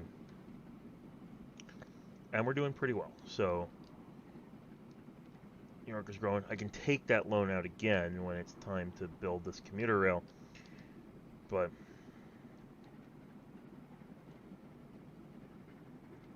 eminent domain, but you pay a lot of money for it. So you really have to think about it before you do it.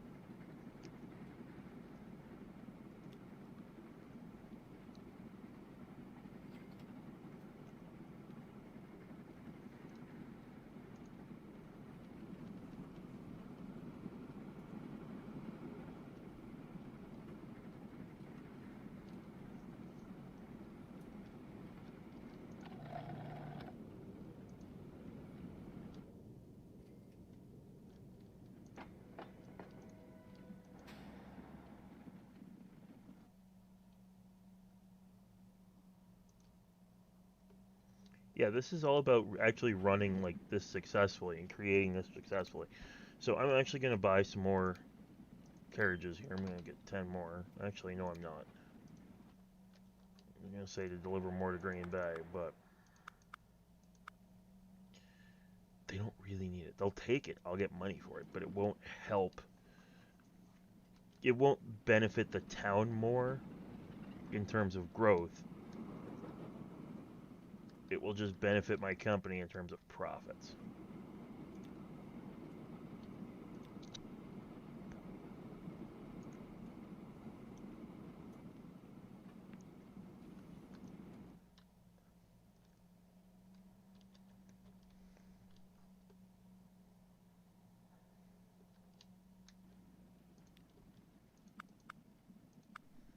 The only cool thing is when you build like an 8-track station, it gives you this massive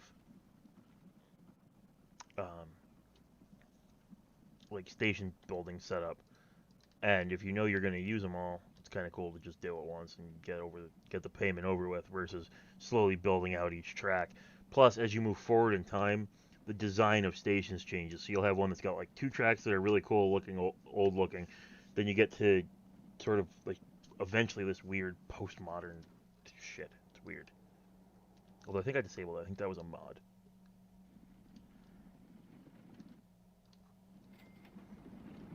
That particular building design, but it still gets kind of ugly.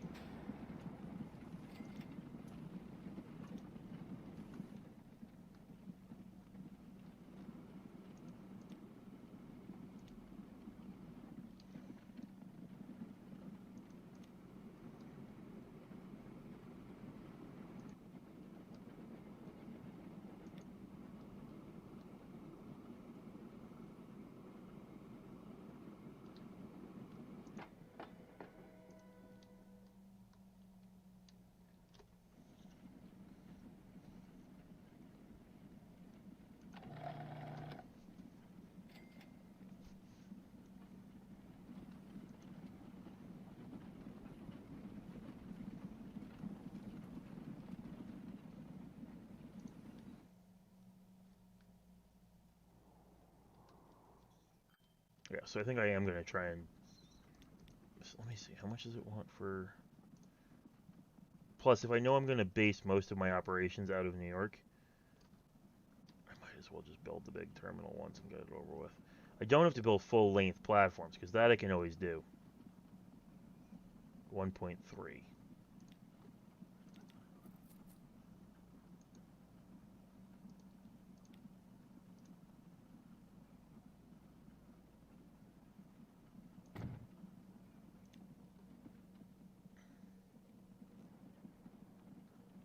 So there you go. So that's the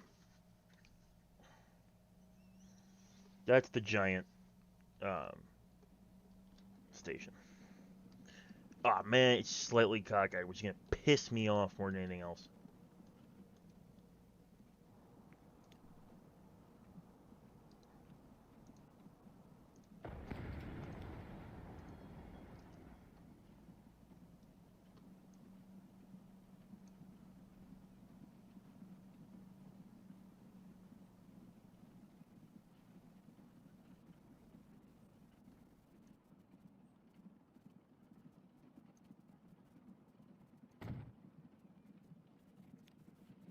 That's better. And then I can make these platforms longer if we want to run longer trains later and stuff. There's a mod for it, but you need the mod, and I think it's only available later, and it's weird.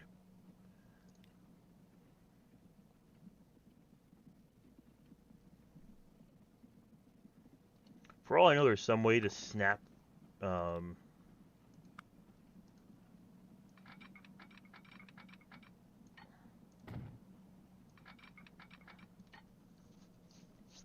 snap to like the road, but I don't know what it is.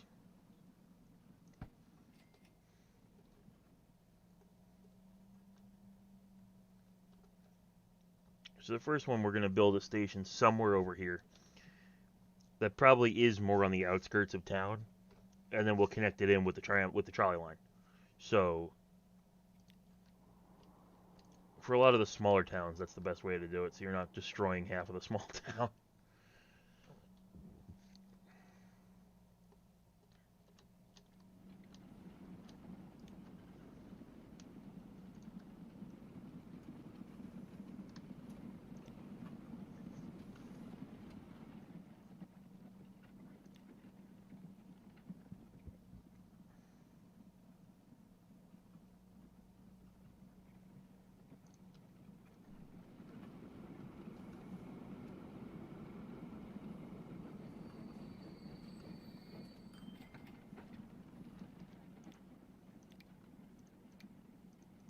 Alright, I'm buying 5 more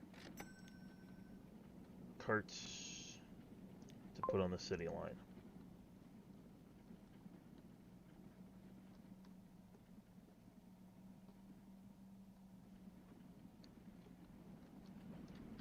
What'd they do?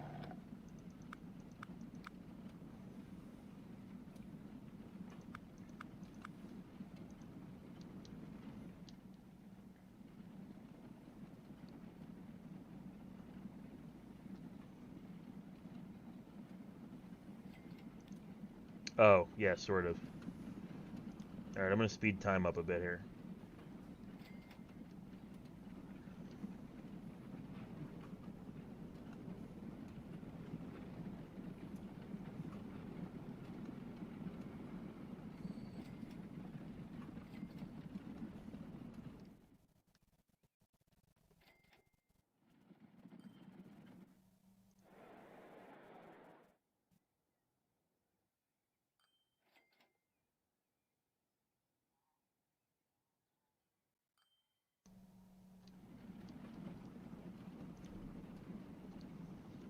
Just speeding up time a little bit, just so that we can get to sort of the next...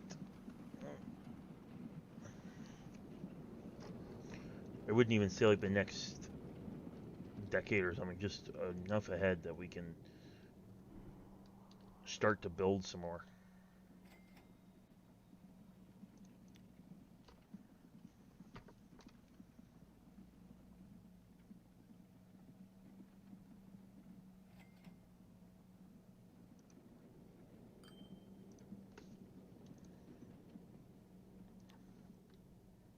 Well, you know what we can do? So this farm is now barely giving anything to the road and putting it all on the train. Let's connect the next farm up to the train station, or to the road network.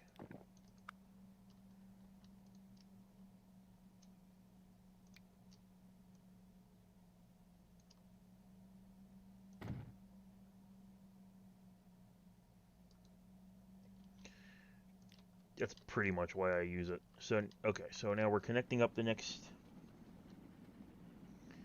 station. So, routes.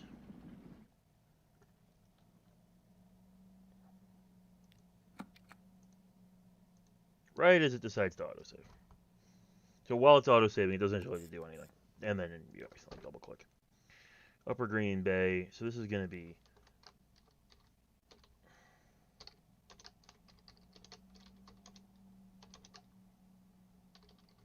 to GB.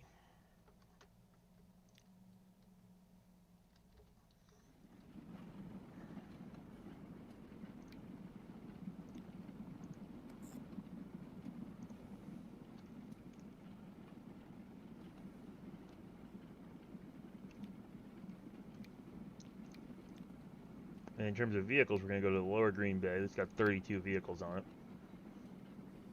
Select all. We're going to move them to Upper Green Bay. And then we're going to kill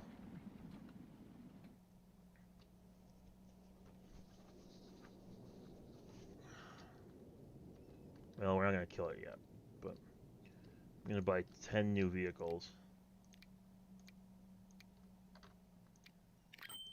for the Lower Green Bay service. Now, if they were in the middle of delivering, they're going to finish the delivery on the route they were on, and then they'll switch over.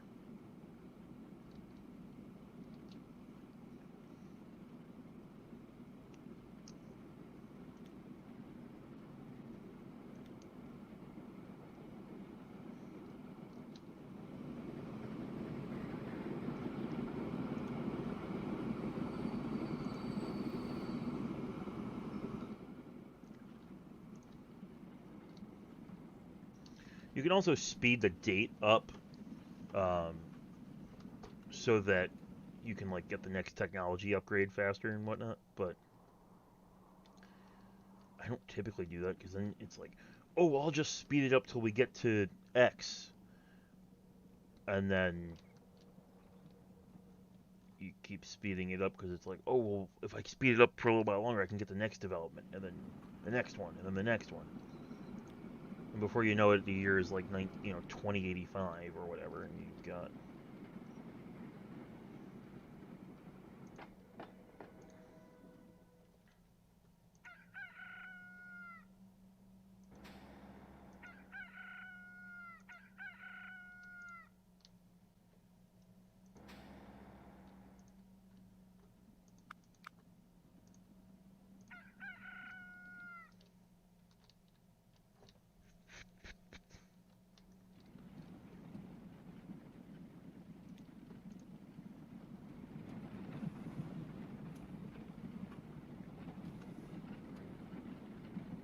yeah, I actually cheat the other way and slow the clock down because I like all the different stages.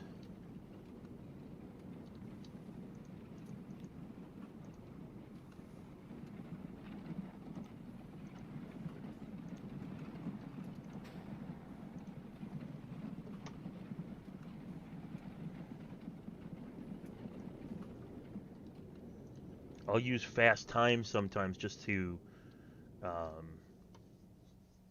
you know, aid in the gaining of money that I would have had to just sit on my ass for 10 minutes and do nothing for. But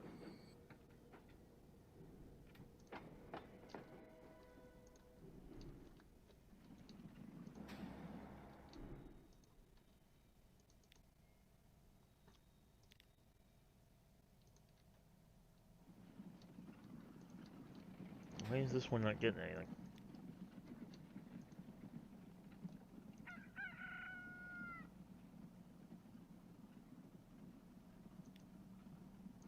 Oh, it just took it. I guess my vehicles got there quick because they were on their way back here.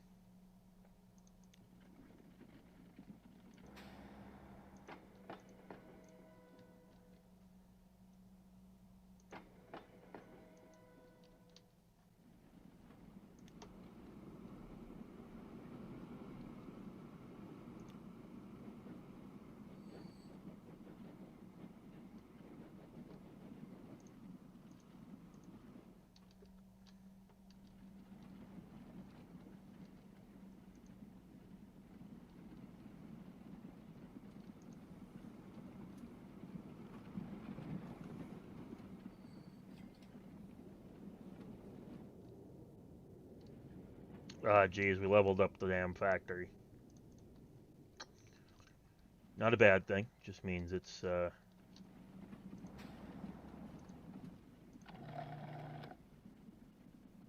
gonna work even harder now.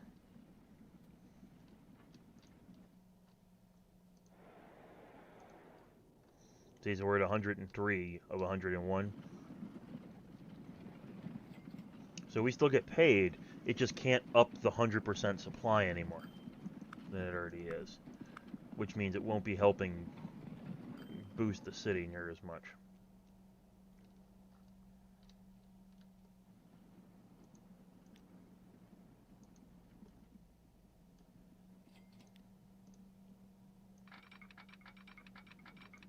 But because we're making money, one thing we can do is put a station here. So what I'm actually going to do is I'm going to build one of these, a bus tram terminal station.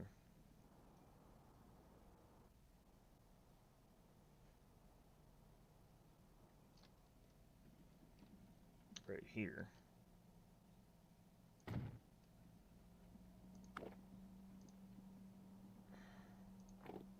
Build the street.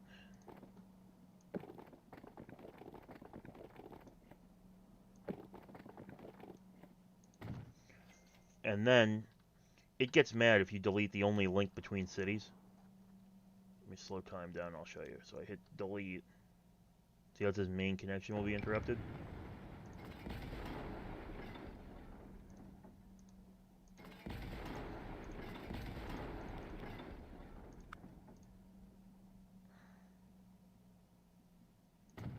Put that there. Now it's still mad at me because that main connection is severed. But I'm going to build a 2-track station.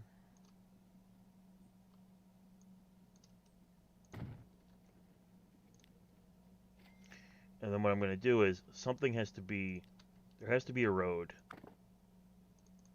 So I'm just going to build a road like this. And now the connection is complete. So this road doesn't matter anymore. Now I can hook in, where's New York? I can hook in the train from New York into that station.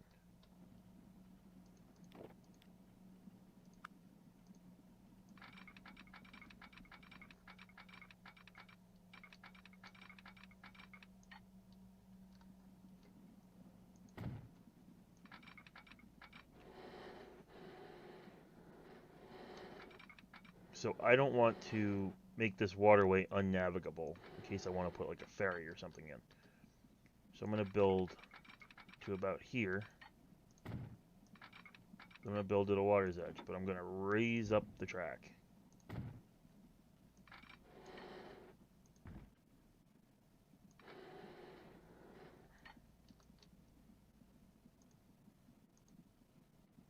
I still too low? Yeah, I'm still too low.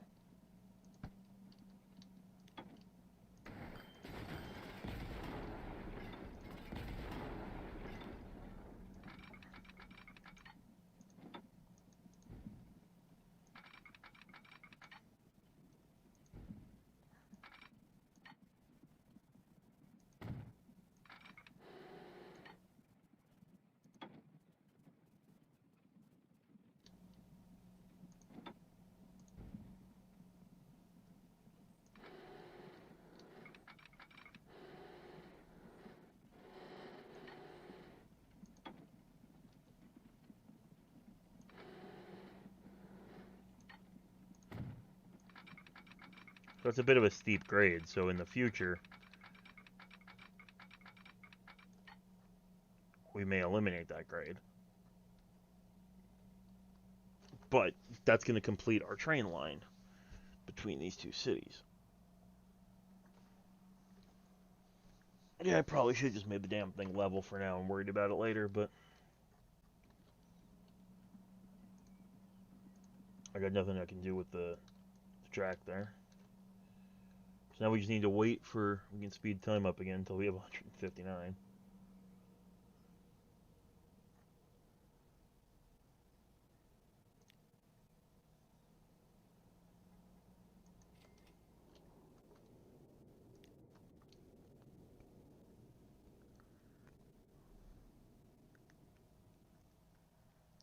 going to be a little while because of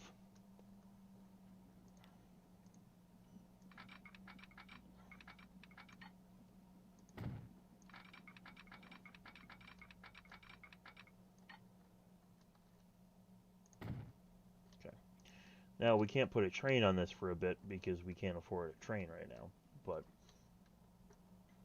actually let's keep time sped up once we get to 0. Part of the problem is the new truck line has just been installed and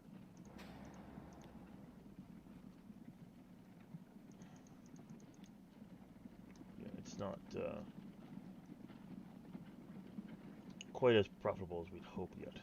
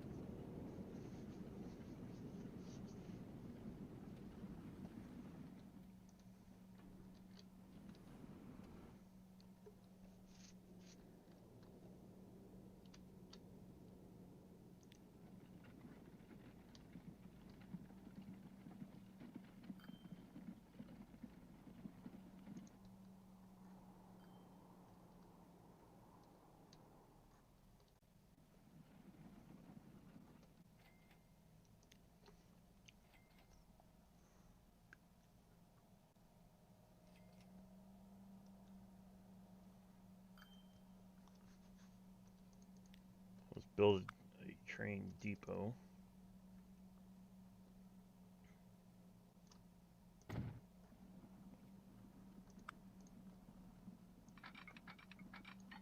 Connect it up.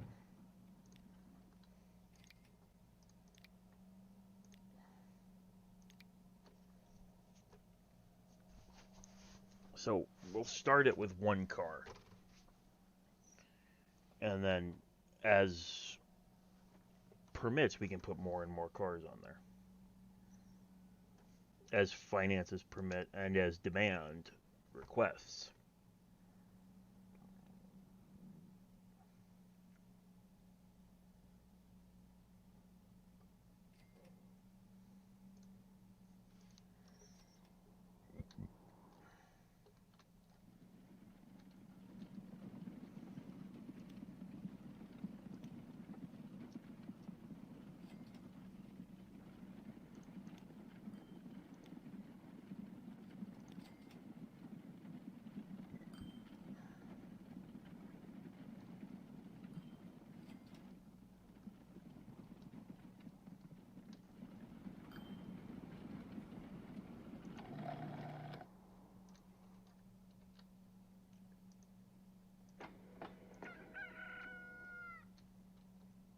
I don't know why, but it feels like that farm is shipping less and less.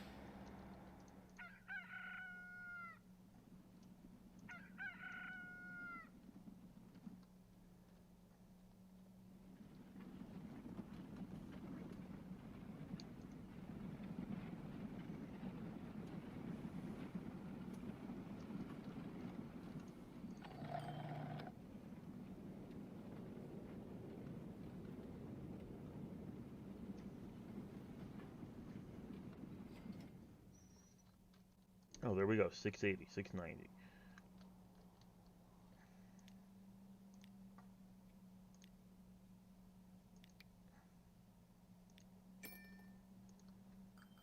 So what we're going to do now is we're going to make a line.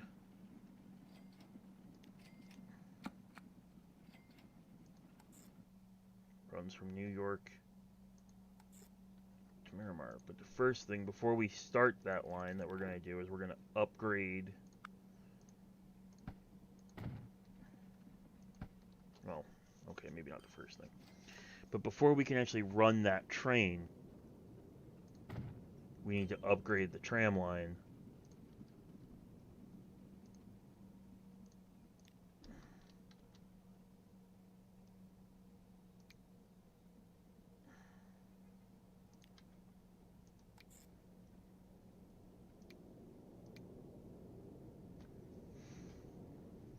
To go to the train station.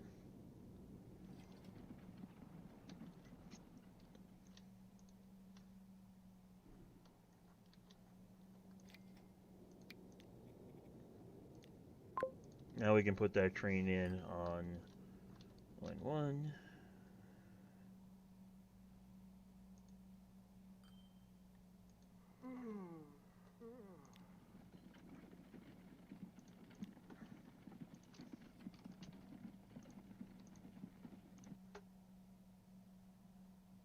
Open our line manager, line 1, rename. Just put the railroad before it again.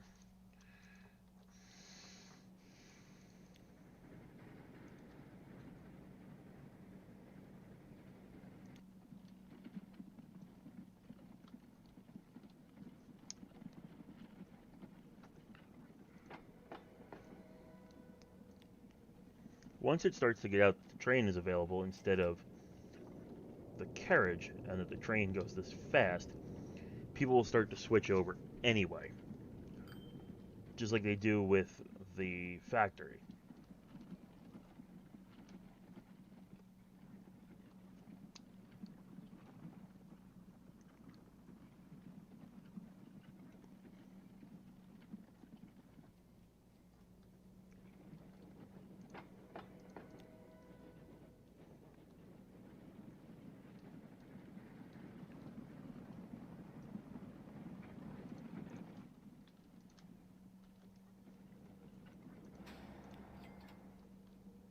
You just dropped off 5 more people.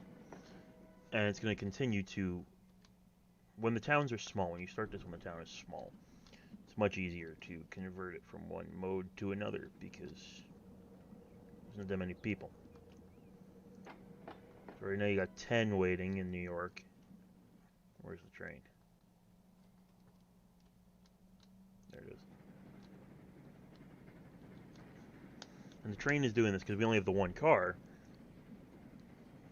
at 25 miles an hour.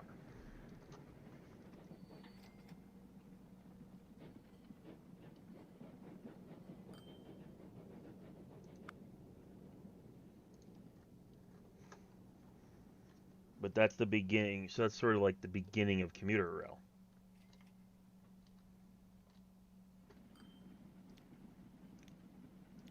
Get some of this loan paid off.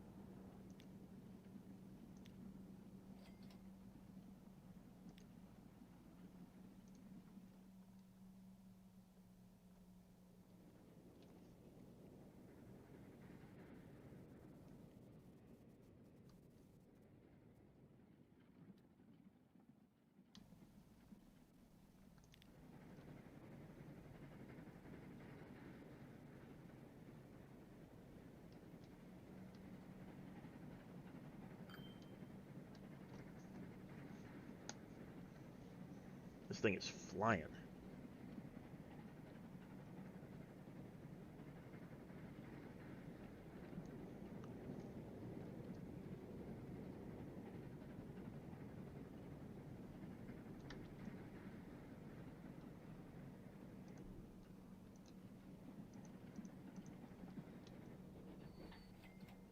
So it makes 74,000 fully loaded one direction.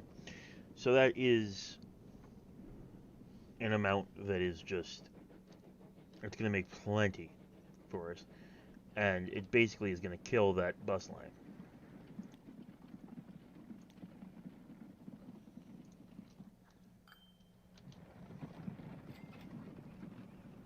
It hasn't just yet, but it will be soon.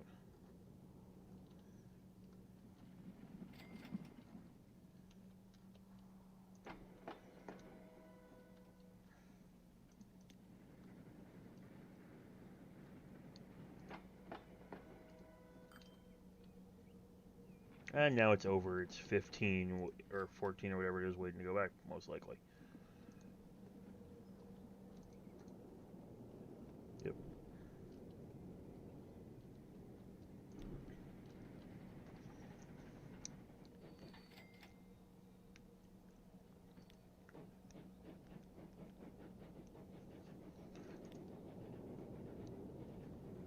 $57-ish.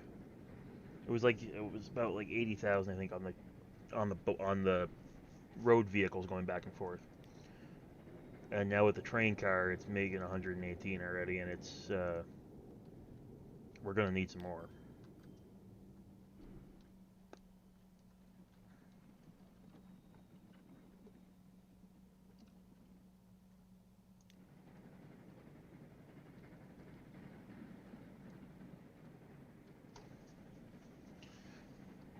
And then this line will continue on in this direction, as well as continuing on probably to Midland.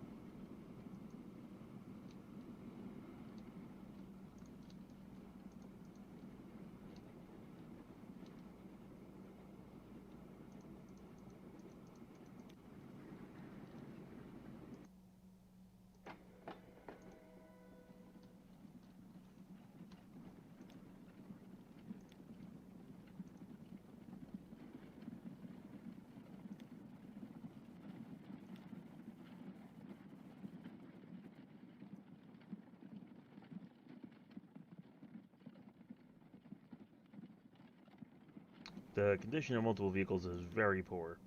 So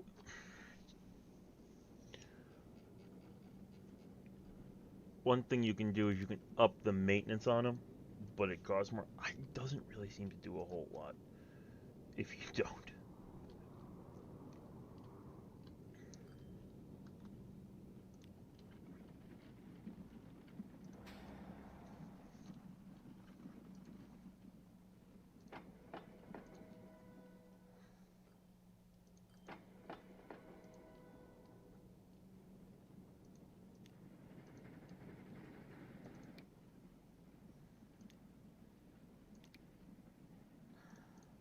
Let's see if tacking another car on there is worth it.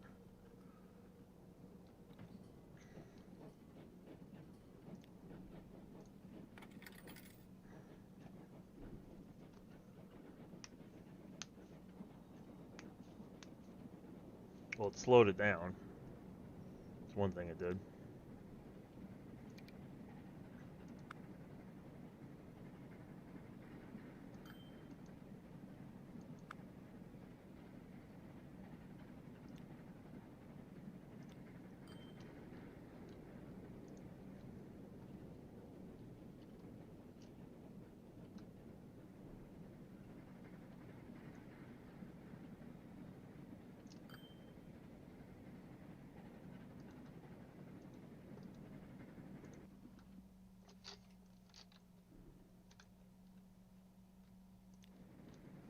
See what we bring in with 28 passengers on the train.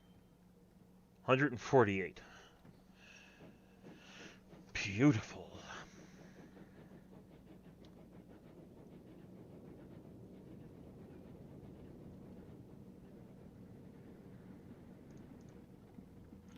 But now the transit system's going to have a hard time keeping up, so we better build some more of those.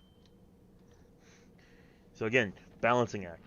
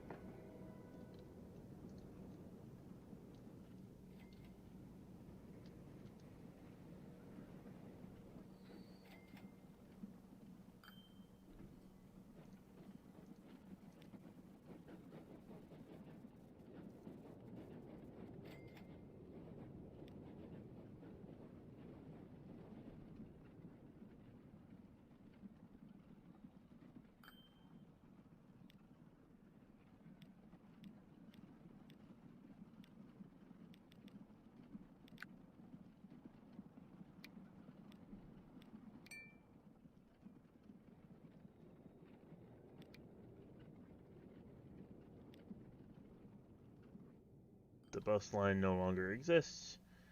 It's all going to be done by the train now.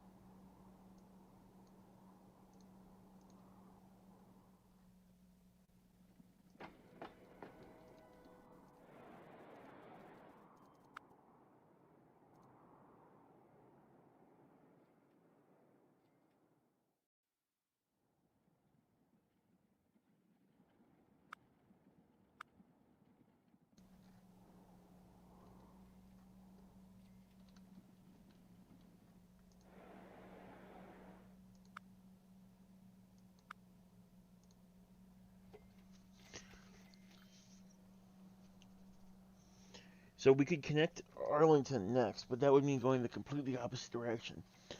The other option we have is connecting to Midland or Tampa, and for Miramar, connecting to Tampa would make the most sense. But in terms of laying out a railroad, and this is where you start to sort of think outside the box a little bit.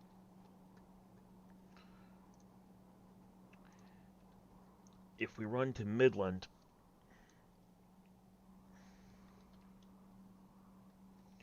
from a train perspective, Midland and then either up or down kind of makes more sense.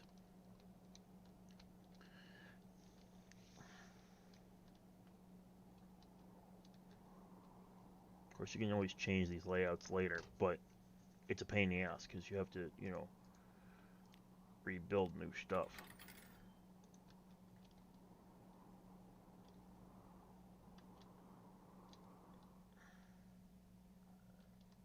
You know what? Arlington would be pretty easy to get to. If you go Arlington, Vancouver,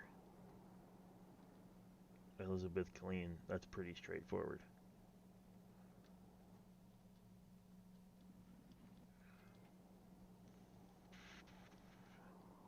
Or you go Arlington. Well, no, because Arlington's going to...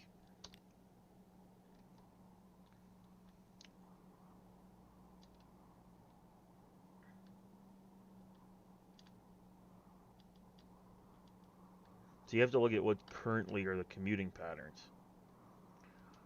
To some extent as well. So Miramar commutes pretty heavily to Tampa, but very lightly to Midland. So let's actually go straight. Let's go to Midland. At Midland, we're going to hook south. So I'm going to build...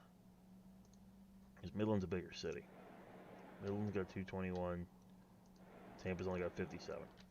So what I'm going to actually do is I'm going to start off by building the bus or tram system. In this case, I'm going to build a tram system here that will connect up to this train station that we're going to build.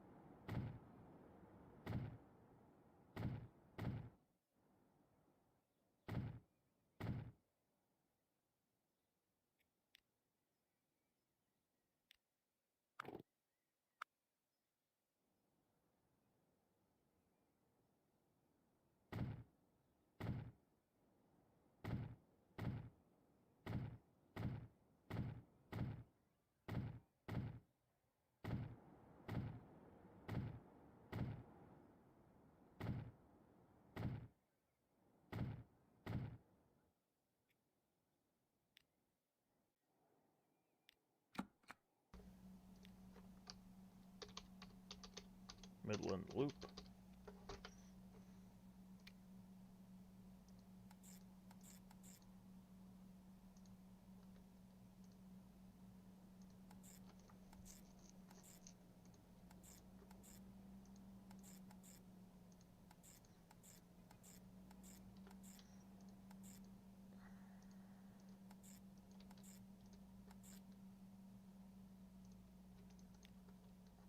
Tram Depot.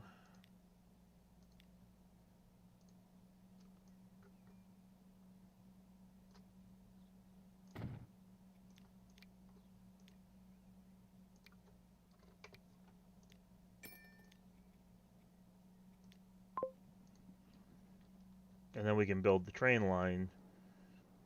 It's going to come this way. And then we're going to have it hook south, like hook into a fairly north-south direction.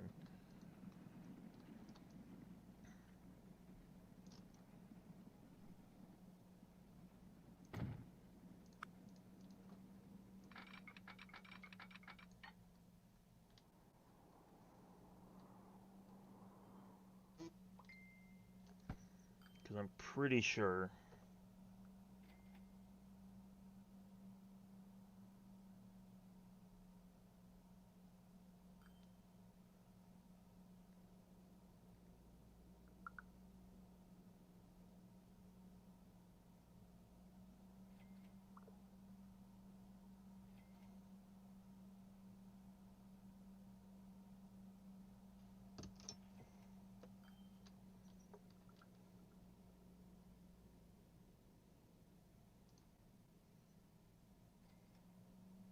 I'm actually going to put an extra.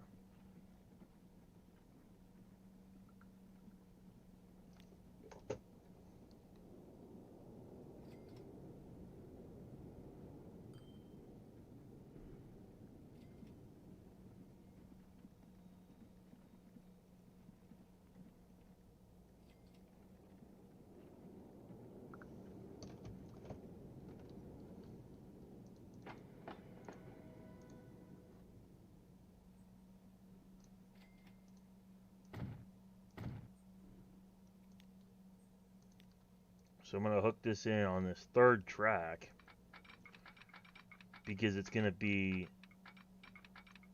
the last stop for this train.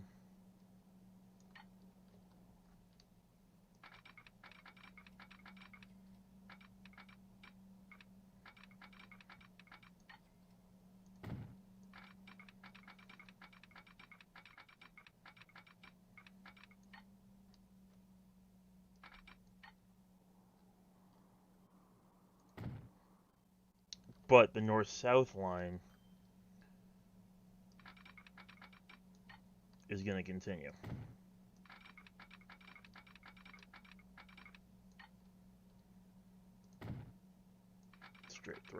So, all kind of stuff you can do. So yeah, this might be the line that goes to New York, but I haven't decided if it's going to continue past this point yet.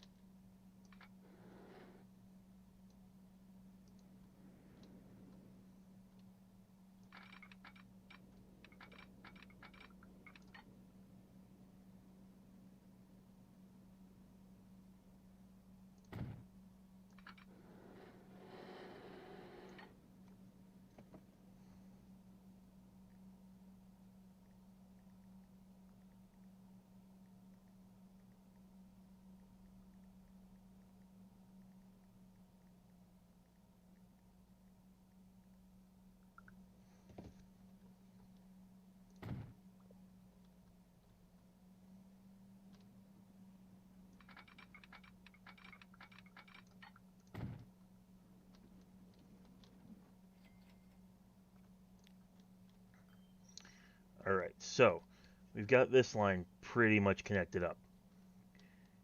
So now we could go all the way from New York to Midland.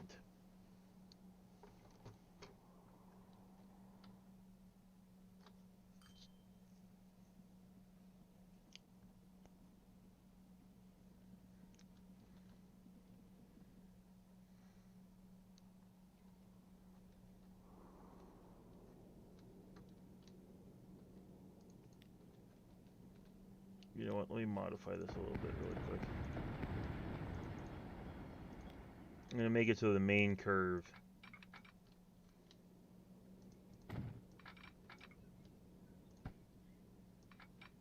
arcs onto the current platform track, and the other side is going to. So if I do decide to double it up, then this can hook in like that.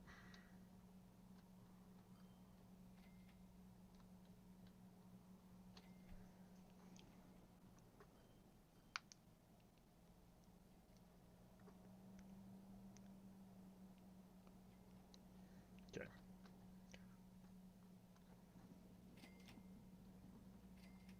Now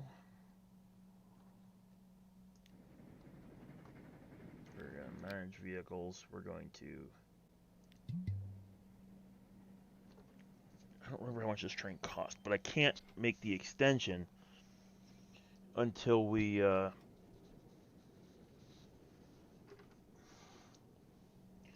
I don't think we'll have frequent enough service. How many's on him? Yeah, so he's full already.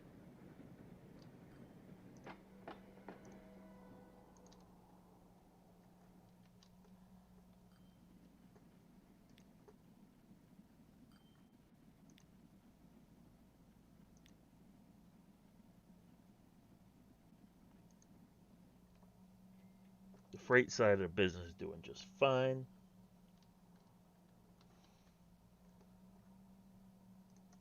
The profit side of the business, we made 400 last year, and we're paying off the loans, so that's good.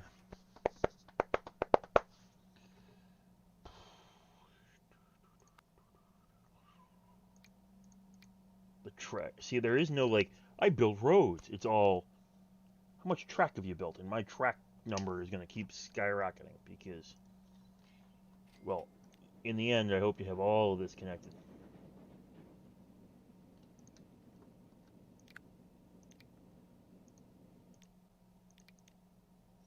It needs $1 million. Okay.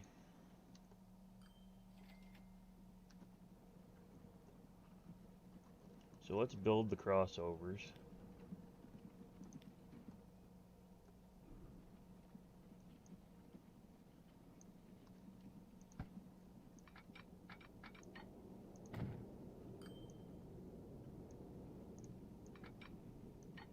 Too much slope. Alright, fine, we'll do it that way. Signals.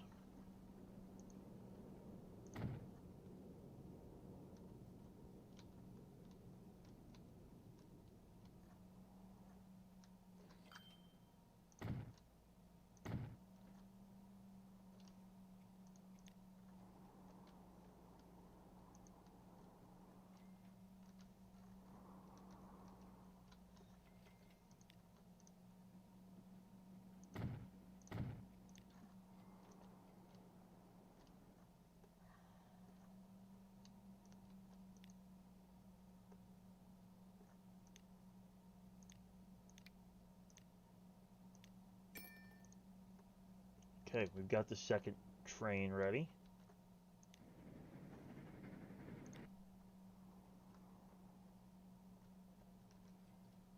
So now we can manage the line. Add station, Midland.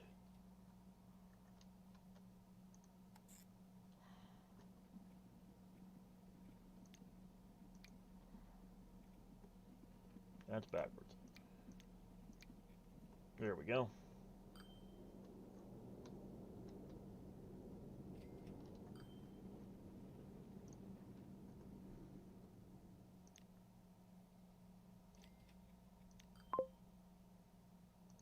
Now we want to rename the line though.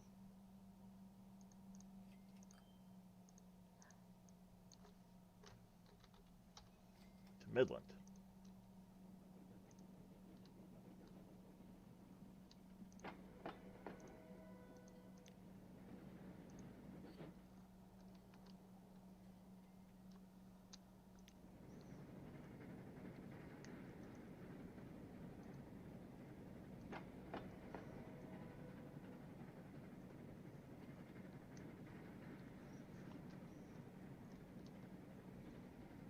Basically, the trick to running the commuter rail is you never want the train to be slower than your car could go. If you remember that trick, your commuter rail will be quite popular.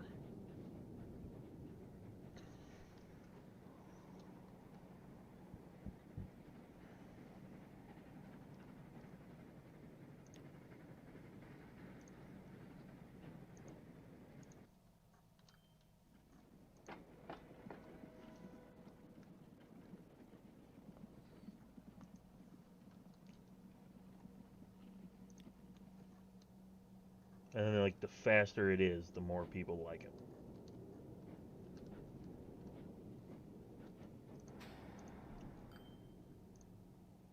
So where are people commuting from here? Oh.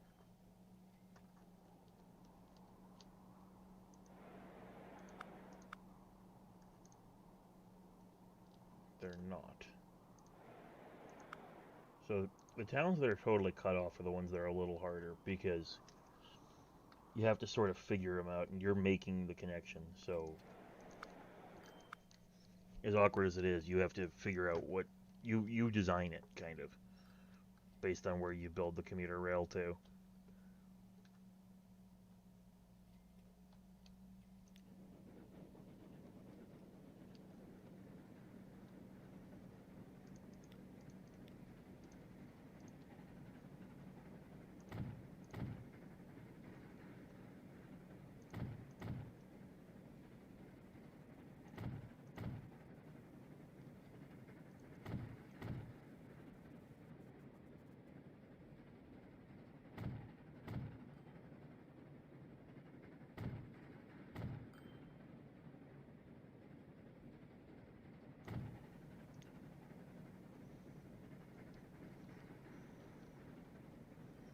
To get up to 1 million, I'll put a third drain on here.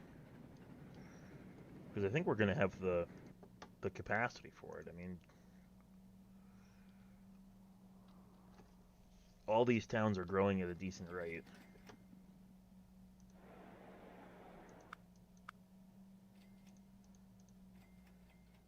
They're very well connected to each other. And once you have the rail system in the town itself, like the tram or the bus system, or the trolley or the bus system, whoa, commuter rail gets more popular because they don't have to drive within their own town. They can just go to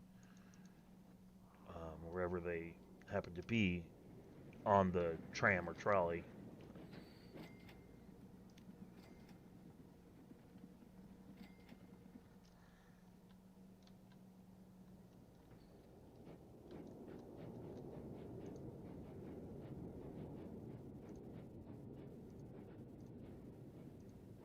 Put another train on there.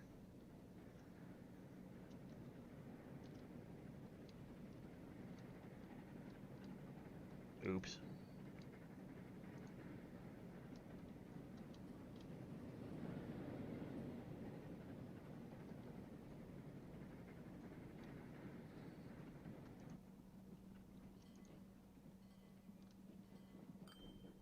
As it turns out, it's fine because there were so many people waiting to get on the train.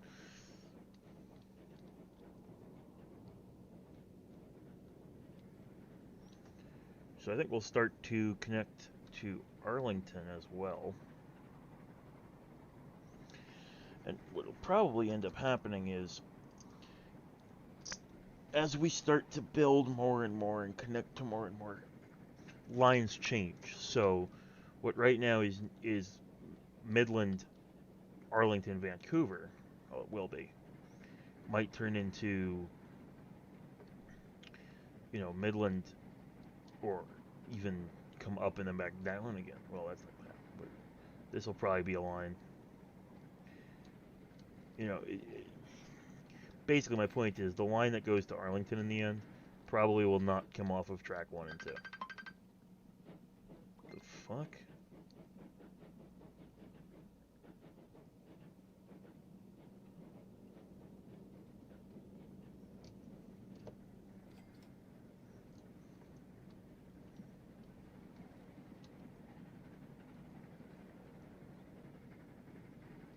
I love the old classic look stations they have in this game.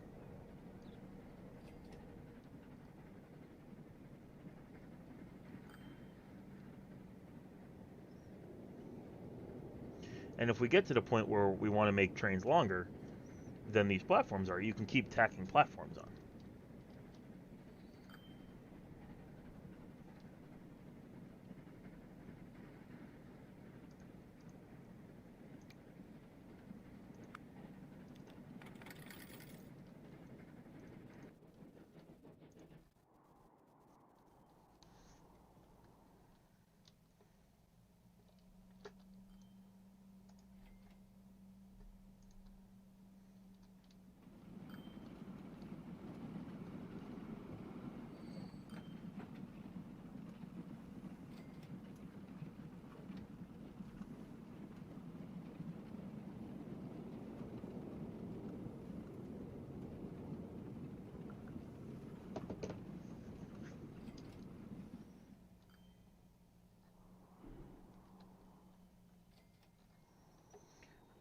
So we can also start serving different industries if we want to as well.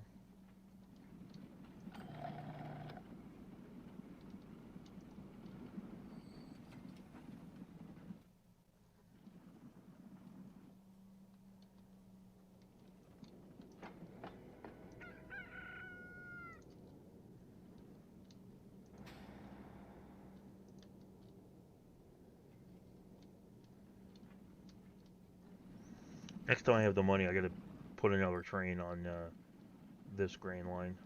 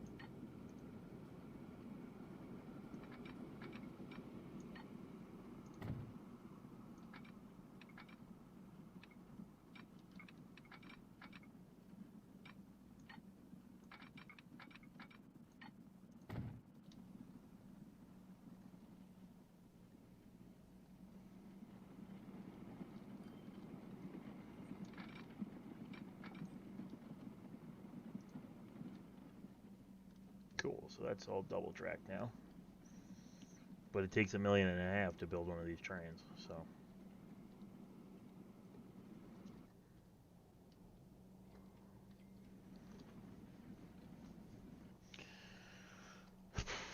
We gotta wait a little bit before we have the $1.5 million that we can build that train with, so how's this line doing?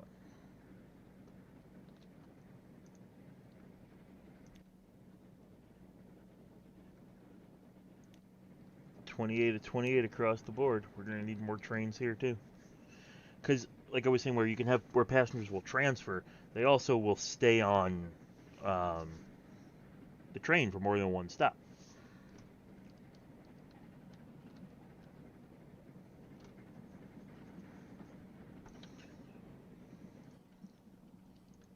So just because the train has 28 seats does not mean the number at a station is going to go down 28.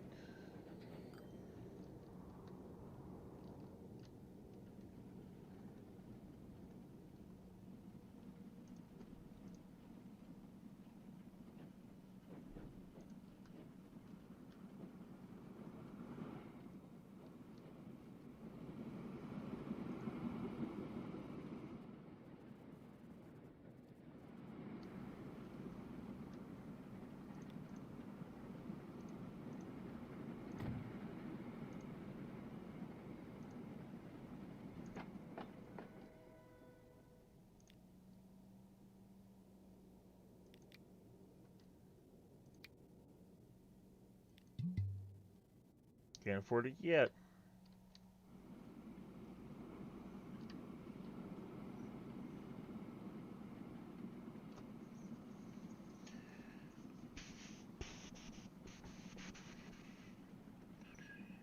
I'm going to be getting off here. We're going to get this train bought, and then I'm probably going to shut this down for the night. I've got some other things I got to do, including figuring out dinner and shit like that, but here, duplicate.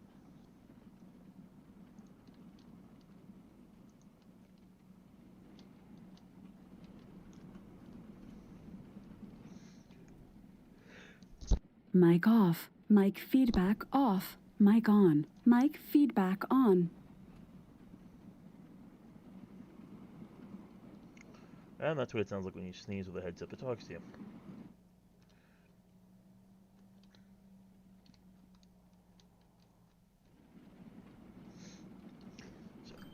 But yeah, this is why when you do play this, you have to be wary because of how expensive rail equipment is. You know, it's $1 million. So you have to be, if you're gonna build the rail infrastructure, you have to be ready to spend that, and that's why it took a little while before I built it.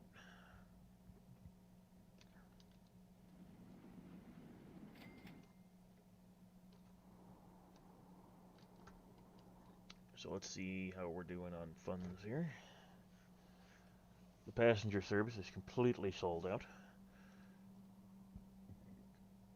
It says cargo, people, and then this is how many are currently on the service, and it's maxed out. It's the only thing that's actually maxed out. But you have to think of so you've got intercity and intracity. Inter meaning going from one to another, intra meaning within itself. So you have to think about the intercity routes as the big money makers, and the intracity routes as sort of supporting those. 28. So I could add more cars to these trains, but I also like the feeling of keeping service pretty close together. So manage vehicles, check all, modify, and we're just gonna see how much it costs to tack another car. Yeah, we're not gonna be able to,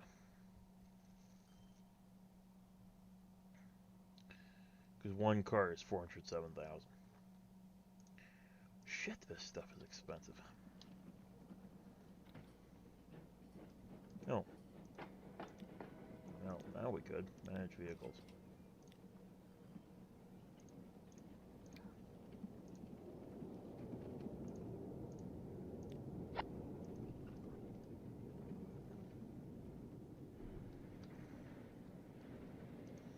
So now he's got 28 of 42. Oh, great. Now the 440s come out. You know, and they're just much stronger. So instead of putting them on the passenger runs first, I'm actually going to put them on the freight stuff so we can actually get some better speeds. So this is the lower.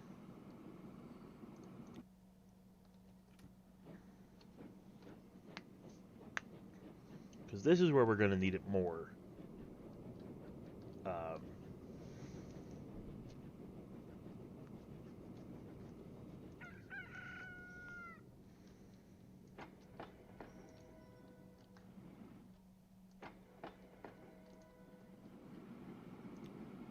Because this is a longer trip as well, so.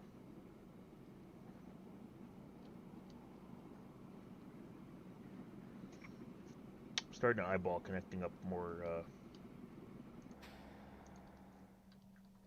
another farm actually too. You know, we might not need them over there actually. With 2 trains, it looks like it's keeping up, and they're more expensive to operate, so.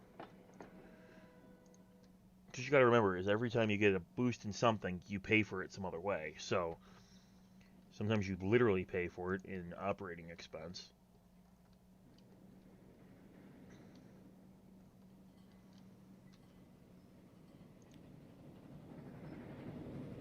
He's full.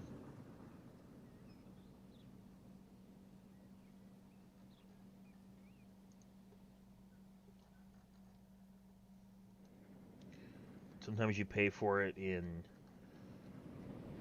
pollution, because these do simulate pollution, and that hurts your cities.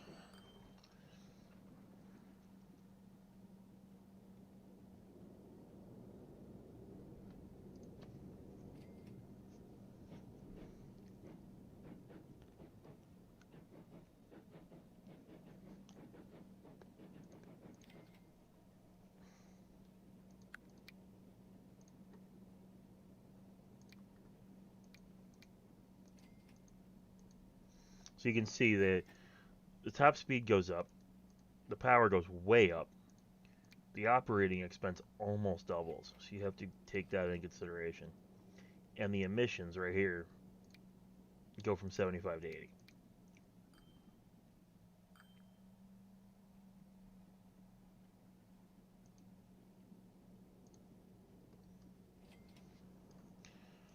So it's just something to think about before you just immediately upgrade to the next best thing.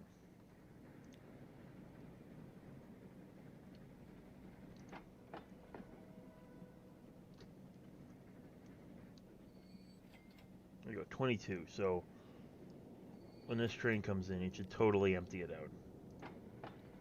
But it didn't. There's still 12, 13 waiting because they're going to New York.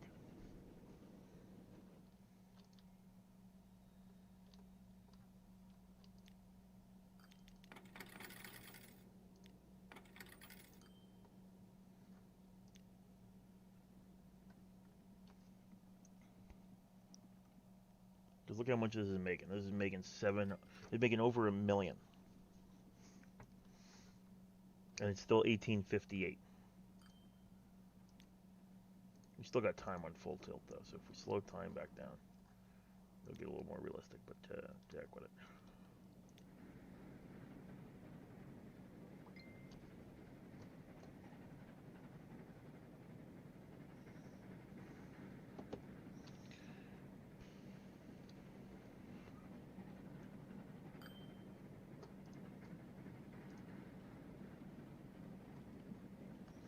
Alright, so I'm going to start wrapping it up for the evening here. I'll be on again probably tomorrow. And tomorrow with the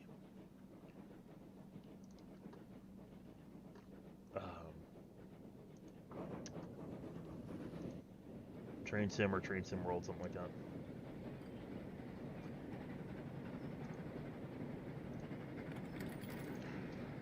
Next time we play Transport Fever, all the loans are gone.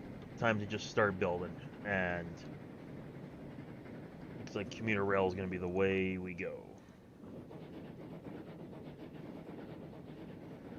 So, thank you all for watching. Have a good evening.